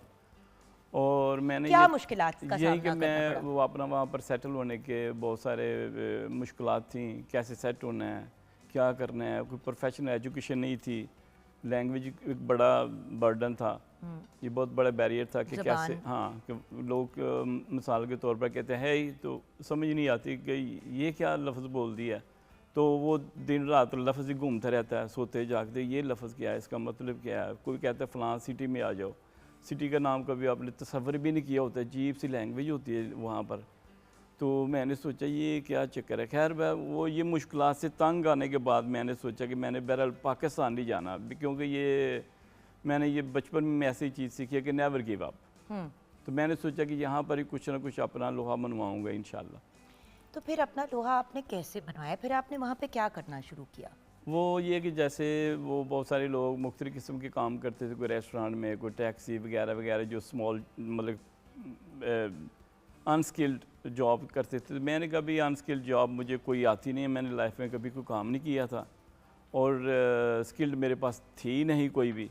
प्रॉपर एजुकेशन होती, टेक्निकल होता है, या जैसे आजकल के बच्चे हैं जो आईटी में बड़े टॉप में जा रहे हैं, या कोई प्रोफेसर है, डॉक्टर्स वगैरह, तो मेरे पास ऐसी कोई भी चीज़ नहीं थी। तो मैंने सोचा कि I should start my own business. तो वो जब मैंने बिजनेस स्टार्ट करना शुरू, नौकरी लेना बड़ा मुश्किल काम है, तो बिजनेस स्टार्ट करना तो उससे भी ज़्यादा मुश्किल है। यही तो ये मेरा चैलेंज था कि मैं इसी तरह से कि भाई वो काम करो जो लोग गिव अप कर देते हैं ना, कि ये नहीं हो सकता। तो मेरा ईमान है कि कोई भी चीज़ इम्पॉसिबल नहीं है, हर काम हो सकता है। अगर इंसान ज़मीन से वो अपना ब्लैक होल सन की तरफ का सफ़र शुरू करने की प्लानिंग कर सकता है, तो ये रोज़गार ढूंढना, रोज़गार के लिए अपने अच्छे मौके हासिल करना है, ये थोड़ा से ही काम है, ये इतना मुश्किल नहीं होता। तो फिर आपने क्या काम किया और कैसे शुरू किया, और वो भी बताइएगा, क्योंकि आपने जैसे कि शेयर किया कि आपने छोटे मोटे काम किए। ये इसलिए बताना ज़रूरी है क्योंकि लोग अक्सर जब कामयाब लोगों को देखते हैं ना तो वो सोचते हैं कि उन्होंने अपना बिजनेस शुरू किया तो उन्होंने पढ़ाई की होगी, गए होंगे बाहर और अपना काम शुरू कर दिया होगा। जो उसका बीच का मरहला होता है ना, काम शुरू करना और उठ के वहाँ पे जाना, वो वाला फेज़ आपका क्या था? हाँ, वो ये कि मैंने जब ये काम शुरू अपना किया तो मैंने सोचा मेरे पास पैसा भी कोई नहीं है, तजर्बा भी कोई नहीं है, तो मैंने जो वहाँ ऑलरेडी लोग रहते थे मैंने उनसे सुना कि भाई वो अपना ना लोग किसी ना किसी जगह ना हायर करती हैं बड़ी बड़ी कंपनियाँ, तो वो मैंने अब सिर्फ कंपनी रजिस्टर्ड करवानी है और लोगों से जो बायर हैं तो उनसे कांटेक्ट करना है। तो उनसे कांटेक्ट करने में बहुत सारी दुश्वारी थी, ये लैंग्वेज, फिर जो मुतल्लिका लोग होते हैं, जो परचेजिंग ऑफिसर्स होते हैं, उनके साथ कैसे लिंक करना है। तो इंटरनेट भी नहीं था, लेकिन ये कि अल्लाह का शुक्र है कि मैं कभी वो कहते हैं कि गोरा देख के घबराया नहीं था कि भाई ये गोरा है, ये गोरी है, तो उससे बात करेंगे तो कन्फ्यूज़न आ जाएगी। तो मैं हमेशा ये सोचता हूँ कि जैसे ये मतलब कि हमारे रसूल पाक ने फरमाया था गोरा काला किसी पर कोई हावी नहीं है, सब इंसान अल्लाह ने एक जैसे पैदा किए। मैं इस चीज़ को लेकर मैं ये कोई मसला नहीं, अगर कोई गोरा है तो क्या हुआ, अभी हम बात करेंगे बिजनेस की बात, उसे पसंद आ गया तो ठीक है, नहीं हुआ तो। अच्छा, तो आपका काम इस तरह से आपने इस काम में अपने मैंने स्टार्ट कर दिया, आपने स्टार्ट कर दिया और फिर वो चल सो चल एक अच्छी खासी एक सेटअप बन गया। हाँ जी, फिर ये हाँ जी फिर चलता रहा, अल्लाह का शुक्र है। फिर मेरे पास एक जज्बा आया कि मैं अपने लिए तो कर रहा हूँ। मैं अब इसी की तरफ आना चाह रही थी कि चले आपका तो सिलसिला चल गया। अब सबसे इम्पॉर्टेंट बात यह है कि व्यूअर्स सबसे पहले अपने आप को स्टेबल करना बड़ा ज़रूरी होता है। अब जो काम इन्होंने फिर शुरू किया उसके बाद वो काम अक्सर लोग सोचते हैं कि यार हम पहुँचते ही ना ये वाला काम पहले करेंगे, लोगों को जमा करें। भाई अपने आप को तो स्टेबल कर लो, अपने पैरों पे तो खड़े हो जाओ। हमेशा यही कहते हैं ना जहाज़ पे कि सबसे पहले अपना ऑक्सीजन मास्क लगाएं, फिर बच्चों को और बुजुर्गों को उनकी हेल्प करें। क्यों? अपना सांस नहीं आ रहा होगा तो किसी को क्या हेल्प करेंगे? तो आपने बड़ा परफेक्ट एक रूट बनाया। पहले इधर उधर हाथ पाँव मारे, नहीं वहाँ से कुछ बना, फिर आपने ये वाला बिजनेस स्टार्ट किया और आपका सिलसिला चल गया। फिर जब लोगों की मदद करना जो हमारा मेन पॉइंट है, उसकी तरफ आप कैसे आए और वो फिर आपने कैसे बनाया जो आपका एक इदारा है? हाँ वो जी, वो ये है कि इसमें मेरा ख्याल है कि पर्सनली मेरे बचपन की इसमें वो थोड़ी सी तपश थी किसी के लिए हेल्प करना। तो वही इल्लामा इकबाल की उनकी एक नज़म थी जो मैं बचपन में स्कूल में इसकी ट्रेनिंग होती, तो लेकिन वो मुझे काफ़ी अर्सा बाहर रहने के बाद वो मुझे असल वो मिसरा भूल गया, लेकिन उसका मुद्दा ये था कि आप जहाँ भी जाए ना अंधेरों में रोशनी कर दो। बेशक। तो मैंने सोचा कि अगर मैं यहाँ आया हूँ तो कम से कम मेरा वतन अज़ीज़ जो है वहाँ पर बहुत सारी बेरोज़गार हैं, बहुत सारे लोगों को परेशानियाँ जो आती हैं, तो कम से कम मैं तो अपने हिस्से की शम्मा जला दूँ। अगर मैं 10 बंदों को 50 बंदों को रोज़गार दे सकता हूँ तो वो अगर एवरेज 500-700 हज़ार डॉलर एक महीने भेजते हैं तो कम से कम उनकी फैमिलीज़ पाकिस्तान की इकानमी में अगर बहुत ज़्यादा नहीं कर सकता तो थोड़ा थोड़ा तो ज़रूर अपने हिस्से का करूँ। तो ये जज्बा था मेरे अंदर बचपन से ही। तो खैर अल्लाह का फजल के मेरे पास फिर 300 लोग काम करते थे, उनमें से 70% पाकिस्तानी थे माशाल्लाह। और मुझे बहुत खुशी होती थी कि हर बंदा अपने घर पैसे भेजता है और मैं बहुत खुश मैं समझता बहुत सारे लोग फिर दुआएं देते, शेख साहब ये हमारे बच्चों के पीछे दुआएं हैं, हमारे बच्चे स्कूल जा रहे हैं। स्पेशली पाकिस्तानी वहाँ पे जाके नहीं करना चाहते ऐसा काम, क्योंकि होता ये है कि बड़ी दफ़ा लोग आके गायब हो जाते हैं, मसले हो जाते हैं, तो ये भी तो रिस्की काम होता है ना।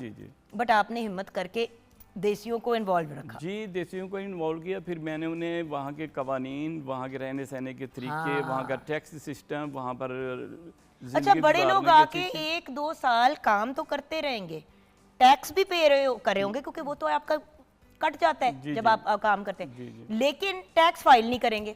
मैं एक फैमिली को जानती थी जिन्होंने 3 साल टैक्स ही नहीं फाइल किया। अल्लाह, हाँ देखो जी, नहीं वहाँ मतलब कनाडा में। और मैंने कहा बट आपको कहते हैं भाई टैक्स कट जाता था, हम कौन सा कोई, तो वो हमारा जब कट ही जाता था जब हम जॉब कर रहे थे तो हमें लगा कि वो, मैंने कहा भाई अकाउंटेंट से हर साल आपने टैक्स फाइल करना है। जी जी, वो आपकी ड्यूटी के हिस्सा है। जी जी, यहाँ भी ना वो बिजनेस पॉइंट ऑफ व्यू से ये होता है कि जिस बिजनेसमैन का ये मोटा होता है कि उसने ना बहुत आगे की तरफ जाना है, बिल्कुल, तो they have to follow the all the laws and rules. बिल्कुल ठीक है। तो ये उनके लिए ये मंजिलें आसान हो जाती हैं कि रूल्स एंड लॉज को फॉलो करते हैं, टैक्स पेयर करते हैं, अपने मुलाजमिन को अच्छी तनख्वाही देते हैं, गवर्नमेंट के साथ धोखा नहीं करते, वो आगे चले जाते हैं। अच्छा, जिनका ये होता है ना कि भाई दिहाड़ी लाओ जी, वो फलां ने भी फ्रॉड किया, फलां वो फलां के फ्रॉड के मसालों में आप पीछे चले जाते हैं। और होता ये है कि देखिए पाकिस्तानियों की, पाकिस्तानी नहीं, मैं ये कहूँगी कि स्पेसिफिकली साउथ एशियंस की रेपुटेशन बाहर के ममालिक में बहुत बुरी होती है, इसलिए क्योंकि वो एक गंदा अंडा 10 और लोगों को मिसगाइड करके काम खराब करता है। बिल्कुल बिल्कुल। अब अगर लोग उस गंदे अंडे के हाथ ना चढ़ें और किसी, जैसे आप लोगों ने एक प्रॉपर इदारा, एक जगह बनाई है जहाँ पे लोग आके, आप मतलब वहाँ पे क्या क्या होता है ज़रा ये भी तो गाइड करें। सिर्फ गाइडेंस नहीं है, आप वहाँ पे कल्चरल इवेंट्स भी करते हैं। हाँ, वहाँ पर ये है कि मिसाल के तौर पर मुझे बहुत सारे कस्टमर्स की तरफ से कंप्लेन आई कि आपके लोग ना वो लैंग्वेज को सही तरह नहीं समझते, इनको इंग्लिश भी प्रॉपर नहीं आती, इनको वहाँ की लोकल स्वीडिश ज़बान भी नहीं आती, और अगर हम इनको कोई भी काम कहें ना कि प्लीज़ मूव द ग्लास तो कहते हैं यस। तो मैं आधे घंटे के बाद आता हूँ वहाँ पढ़ा, तो मैं फिर पूछता हूँ why you didn't move this, yes. मैंने सोचा अच्छा इसका मतलब ये लैंग्वेज नहीं, इसका मतलब ये इनके अंदर ये ना जो कॉन्फिडेंस नहीं है गोरे के साथ बात करने का। तो मैंने फिर उनको डिफरेंट कोर्सेज करवाए जिसमें उन्होंने बताया कि भाई ये जो लैंग्वेज हम बोलते हैं ना, मिसाल के तौर पर स्कैंडिनेविया में, तो ये this language belongs to Indo European language. तो एक बंदे ने ना, वो वहाँ का जो रहने वाला था, वो बहुत बड़ा स्कॉलर था, he was one of the most famous, तो मोटिवेट करने के लिए ना यंगस्टर को, तो उसने बताया कि भाई जब आप हमारे मुल्क में आती है ना, तो ये ना समझिए कि ये ज़बान बहुत कॉम्प्लिकेटेड है। ये ज़बान हमने उधारी ली हुई है, इंडो यूरोपियन लैंग्वेज से रिलेटेड करती है। हमारी लैंग्वेज के बहुत सारे अल्फाज वो हैं जो इंडियन पुरानी संस्कृति से तल्लक रखते हैं और आज भी आप ही की लैंग्वेज में बोले जाते हैं। बिल्कुल सही। तो जब उसने ये बात बताई तो फिर लोगों को थोड़ा थोड़ा सा हौसला मिला। फिर मैंने उन्हें बताया भी ये एक लफ्ज़ को आप समझें कि ये लफ्ज़ इस तरह से है, तो ये लफ्ज़ आपने एक्जैक्ट नहीं सुना हुआ, लेकिन इससे मिलता जुलता लफ्ज़ आपने पाकिस्तान में सुना हुआ है। तो आप ये समझ लें कि वो मिलते जुलते लफ्ज़ को आप 2, 4, 5 बार अदा करेंगे ना, तो then you can learn the language. बिल्कुल सही। ये डिफ़िकल्ट नहीं है। तो सर फाइनली आप हमारे व्यूअर्स को क्या पैगाम देना चाहेंगे? देखें, आप अपनी ज़ात तक भी लिमिट रख सकते थे अपनी कामयाबी को, अपने आप पे फोकस करते, जो आप एक्स्ट्रा एनर्जी लोगों को मदद करने पे कर रहे हैं अपने ही काम पे करते, तो उससे भी ज़्यादा पैसे कमा लेते। तो आप हमारे व्यूअर्स को क्या पैगाम देना चाहेंगे? नेवर गिव अप, और हमेशा वतन अजीज़ पाकिस्तान के लिए काम करेंगे। इस जज्बे के तहत अल्लाह ताला आपके रिज़्क में और आपके जो नेक अमाल हैं उसमें बेइंतहा बरकतें अता फरमाएगा। आमीन आमीन सुबह आमीन। Thank you so much for joining us sir, and thank you so much for all the effort जो आप अपने पाकिस्तानी भाई बहनों के लिए वहाँ पे कर रहे हैं, बच्चों के लिए। Thank you so much sir. यहाँ पे व्यूअर्स हम ब्रेक की तरफ जाएंगे। ब्रेक के बाद जब वापस आएंगे तो जब हम पाकिस्तानी भाई बहनों की बात करें तो एक बहुत ही टैलेंटेड पाकिस्तानी बच्चा हमारे साथ है, बल्कि हैं तो वो बच्चे लेकिन बहुत बड़े बड़े लोगों को भी पीछे छोड़ चुके हैं। स्पोर्ट्स की दुनिया के एक हीरो हमारे साथ होंगे। ब्रेक।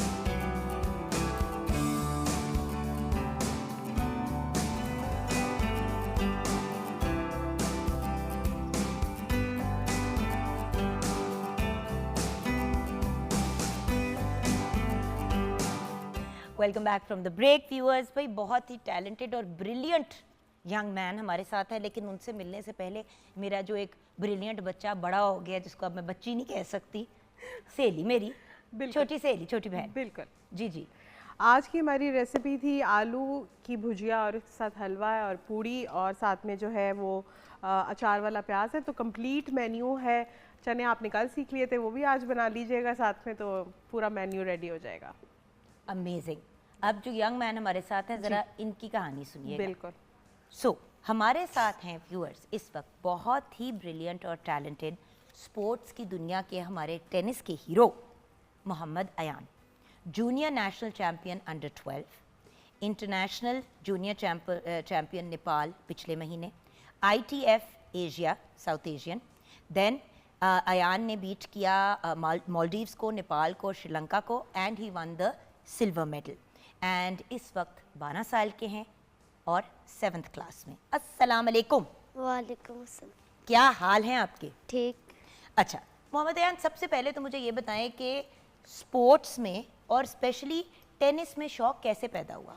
मेरे जो चाचू हैं मोहम्मद आबिद, वो टेनिस लाहौर में उनका फाइनल मैच होता था, वहाँ हमें साथ लेके जाते थे, तो उधर से हमें भी शौक़ पड़ा कि टेनिस खेलते। हम कौन?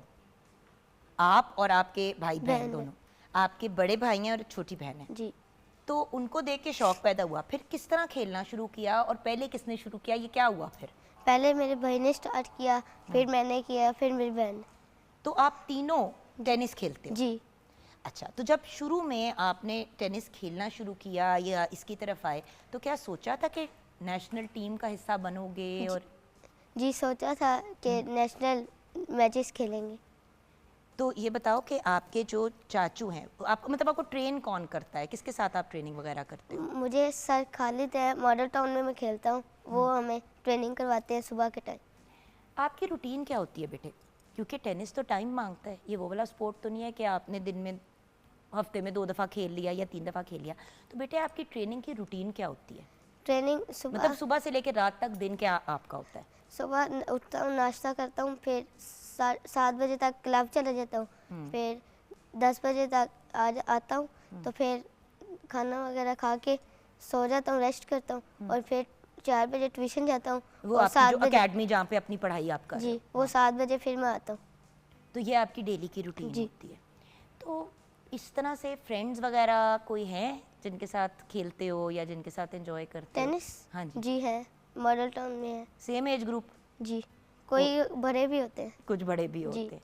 और तीनों भाई बहन का बताओ, बड़ा भाई क्या करता है टेनिस में, अभी किस लेवल पे है, आप किधर हो और बहन किधर है, तीनों का बताओ मुझे। मेरा भाई बड़ा है, मोहम्मद मुआज नाम है, वो भी मेरे साथ सुबह के टाइम ट्रेनिंग करता है मॉडल टाउन में। ठीक है। और वो भी इस तरह की उसकी रूटीन है, आता है मेरे साथ ही ट्यूशन जाता है। वो भी अंडर 12 पहले खेलता था? जी। अच्छा। अंडर 10 से स्टार्ट किया सब ने। अच्छा, और उन्होंने कौन कौन से मेडल्स लिए अभी तक? उन्होंने मैं ट्रॉफी भी ली हुई है। अच्छा। उन्होंने अंडर 12 नंबर 1 रहे हुए हैं, ठीक है। अंडर 10 भी रहे हैं, और अब 14 नंबर 2 हैं। नंबर 2 है। और आप हो, अभी आपका पूछूंगी। और छोटी बहन का क्या सिलसिला है? वो तो सिर्फ 9 साल की है, जी। राइट? तो छोटी बहन का क्या है सिस्टम? वो सुबह के टाइम स्कूल जाती है, अच्छा। और आती है फिर 1-1:30 बजे, तो फिर कभी कभी शाम को जाती है चाचू के साथ, नहीं तो फिर नहीं। बट वो भी खेल रही है तो, जी। और प्रोफेशनली खेल रही है? वो इतनी नहीं प्रैक्टिस करती? जी, लेकिन फिर भी अंडर 12 नंबर 1 है वो। नंबर 1 है, माशाल्लाह माशाल्लाह। अच्छा, अब अपना बताओ, पहला जो आपने मैच नेशनल या इंटरनेशनल लेवल पे खेला वो क्या था? पहला मैच मैंने अंडर 10 खेला था, और वो मैं सेकंड राउंड में हार गया था। अच्छा, सेकंड राउंड में हार गए थे। और वो कैसा था एक्सपीरियंस जब पहली दफ़ा इस तरह, एक तो होता है ना कि आपस में या वैसे करें, और एक होता है कि लोगों के सामने, ऑडियंस के सामने प्रॉपर, खेल। वो कैसा था? बहुत इंटरेस्टिंग था, और क्या कहते हैं, अगर हारे तो फिर पहला मैच था, रोना बहुत आ रहा था। लेकिन पहला मैच खेला तो जीत गए, सेकंड राउंड में जब पहुंचे तो उसमें हारे, जी। तो यानी कि हौसला बना हुआ था। आज तक सबसे यादगार मैच या टूर्नामेंट कौन सा रहा है और क्यों सबसे यादगार? वो इस्लामाबाद में हुआ था। अच्छा। हमारा टूर्नामेंट, वो क्वार्टर था मेरा अहमद अफजल से। अच्छा। वो इस्लामाबाद का लड़का है, उससे मैं 3rd सेट पे जीता था, वो मेरे से बहुत बड़ा था। और फिर मेरा समी भाई से था, फिर वो मैं भाई से हार गया क्योंकि वो बड़े। अच्छा, बट वो आपके लिए यादगार था। जी। और वो यादगार क्यों था? वो बहुत लोग थे उसमें देखने वाले, हम्म। और जिसके साथ वो कितने बड़े थे आपसे? वो मेरे भाई से थोड़े से बड़े थे। अच्छा, तो यानी एज ग्रुप उनका जी। बड़ा था। और तीनों भाई बहन ने कभी एक दूसरे के अगेंस्ट कभी खेला है? जी, अंडर 10 में मेरा और मेरे भाई का आता रहा मैच। अच्छा। पहली दफ़ा मेरा और मेरे भाई का मैच आया फाइनल में, अंडर अच्छा। 10, और मैं विनर हुआ। क्या बात है भाई, क्या बात है। अच्छा, पढ़ाई लिखाई के पॉइंट ऑफ व्यू से बताओ कि क्योंकि आप पढ़ रहे हो साथ साथ, और ऑब्वियसली आपने पढ़ाई तो अपनी मुकम्मल बीए तक जी। तो बंदा करता ही है, तो मुझे बताओ कि पढ़ाई में किस चीज़ पे तवज्जो दोगे? पढ़ाई में मतलब सब्जेक्ट्स कौन से पसंद है? आर्ट्स पसंद है, साइंसेस पसंद है, मिक्स पसंद है, क्या क्या क्या करोगे? मेरे ख्याल में आर्ट्स सही है। आर्ट्स ठीक है, जी। उस तरफ निकलना है, ठीक है। और आगे जाके क्या प्लान है? एक तो टेनिस आप खेल रहे हो ना, जब थोड़ा खेलने से स्टेप बैक करोगे फिर आगे का क्या प्लान है? कुछ आगे- सोचा है फ्यूचर? आगे सोचा इंटरनेशनल खेलूँगा मैचेस, और इंशाल्लाह जीतूँगा। अब आगे क्या आ रहा है नेक्स्ट आपका? नेक्स्ट कौन सा टूर्नामेंट या मैच आ रहा है जिसकी तैयारी में हो? नेक्स्ट अभी कोई नहीं आ रहा अच्छा। फिलहाल। कितनी देर, मतलब 2 महीने, 4 महीने, साल? अभी मेरे ख्याल में महीने बाद ही आएगा शायद। अच्छा। आएगा तो। आपकी ट्रेनिंग चलती रहती है? जी। 10 साल बाद अपनी लाइफ में अपने आप को कहाँ देखते हो? कुछ सोचा है कि जब 22, 25? अभी नहीं सोचा, अभी बहुत टाइम है सोचने का। सबसे ज़्यादा सपोर्ट कौन करता है आपको? बाबा। पापा? मामा का क्या, मामा कहती हैं खेलो नहीं जी खेलो? मामा कहते हैं। और बाबा क्या करते हैं? बाबा भी कोच है ना? बाबा जी कोच। तो वो आपको कोच करते हैं या चाचू कोच करते हैं? मतलब अभी बाबा लेके जाते हैं क्लब, उधर से सर खालिद से खेलते हैं, और अगर सर खालिद ना आए तो फिर चाचू कभी कभी खिला देते। बिल्कुल ठीक है। तो अब्बू नहीं ट्रेन करते आप तीनों को? जी। वो बाहरी ट्रेनिंग होती है। और आई गेस लास्ट सवाल यही बनता है कि अगर आपने किसी यंग बच्चे को, अपनी एज के बच्चे को स्पोर्ट्स के पॉइंट ऑफ व्यू से गाइड करना होता तो आप उनको क्या समझाते? ये मतलब ये कि जैसे कि अगर कोई और भी आपकी उम्र का स्पोर्ट्स में आना चाहता है तो आप उसको क्या बताओगे चीज़ें ज़रूरी चीज़ें यही है, पहले अपनी फिटनेस करे और फिर आए टेनिस में और कोचिंग ले, तो फिर आके मैचेस खेलना स्टार्ट करें ताकि एक्सपीरियंस हो उसका कि मैं आगे और भी लड़के आए जिनको मैंने हराना। यही वाली बात ना जो यान कह रहा है, बहुत से लोग अपने बच्चों को स्पोर्ट्स की तरफ लाना तो चाहते हैं, लेकिन प्रॉब्लम ये होती है कि फिटनेस जो है उसके ऊपर कोई काम नहीं किया होता। तो अगर आपका फ्यूचर है, अगर आप फ्यूचर में चाहते हैं कि आपके बच्चे सीरियसली स्पोर्ट्स की तरफ आएँ, तो फिर स्पोर्ट्स में इंटरेस्ट पैदा करना, और जैसे कि अयान ने कहा कि फ़िटनेस पहले अपनी सेट करें और फिर जो भी स्पोर्ट आपको पसंद है उस तरफ आएँ। Best of luck with everything Mohammad Ayaan. We are so proud of you. माशाल्लाह माशाल्लाह। Like I said viewers, achievements तो एक इतनी बड़ी लिस्ट है कि मैं आपको क्या बताऊं। Winner under 10 single Ali embroidery mills Punjab junior national tennis championship 2023, फिर winner under 10 single Millat tractor junior national championship 2024, फिर विनर अंडर 12 डबल्स एजिसन college junior national tennis championship 2025, फिर विनर रहे under 12 ocean Siddique junior national tennis championship 2025। फिर उसके बाद मतलब अगर आप देखें तो कंसिस्टेंटली ये बच्चा इवन 2026 तक, ये जो अभी लेटेस्ट था आई थिंक वो आपका था winner under 12 single Millat tractor junior जो नेशनल चैम्पियनशिप 2026 की थी, राइट। सो हमारा बच्चा एक हाई अचीवर है, अल्लाह इसको और भी कामयाबियों से नवाजे। आप भी मोहम्मद अयान को दुआओं में याद रखिएगा, हम भी रखेंगे। अपना ख्याल रखना मेरा बेटा, and best of luck with every. ज़िंदगी रही तो इंशाल्लाह कल फिर मुलाकात होगी। खुदा हाफिज़।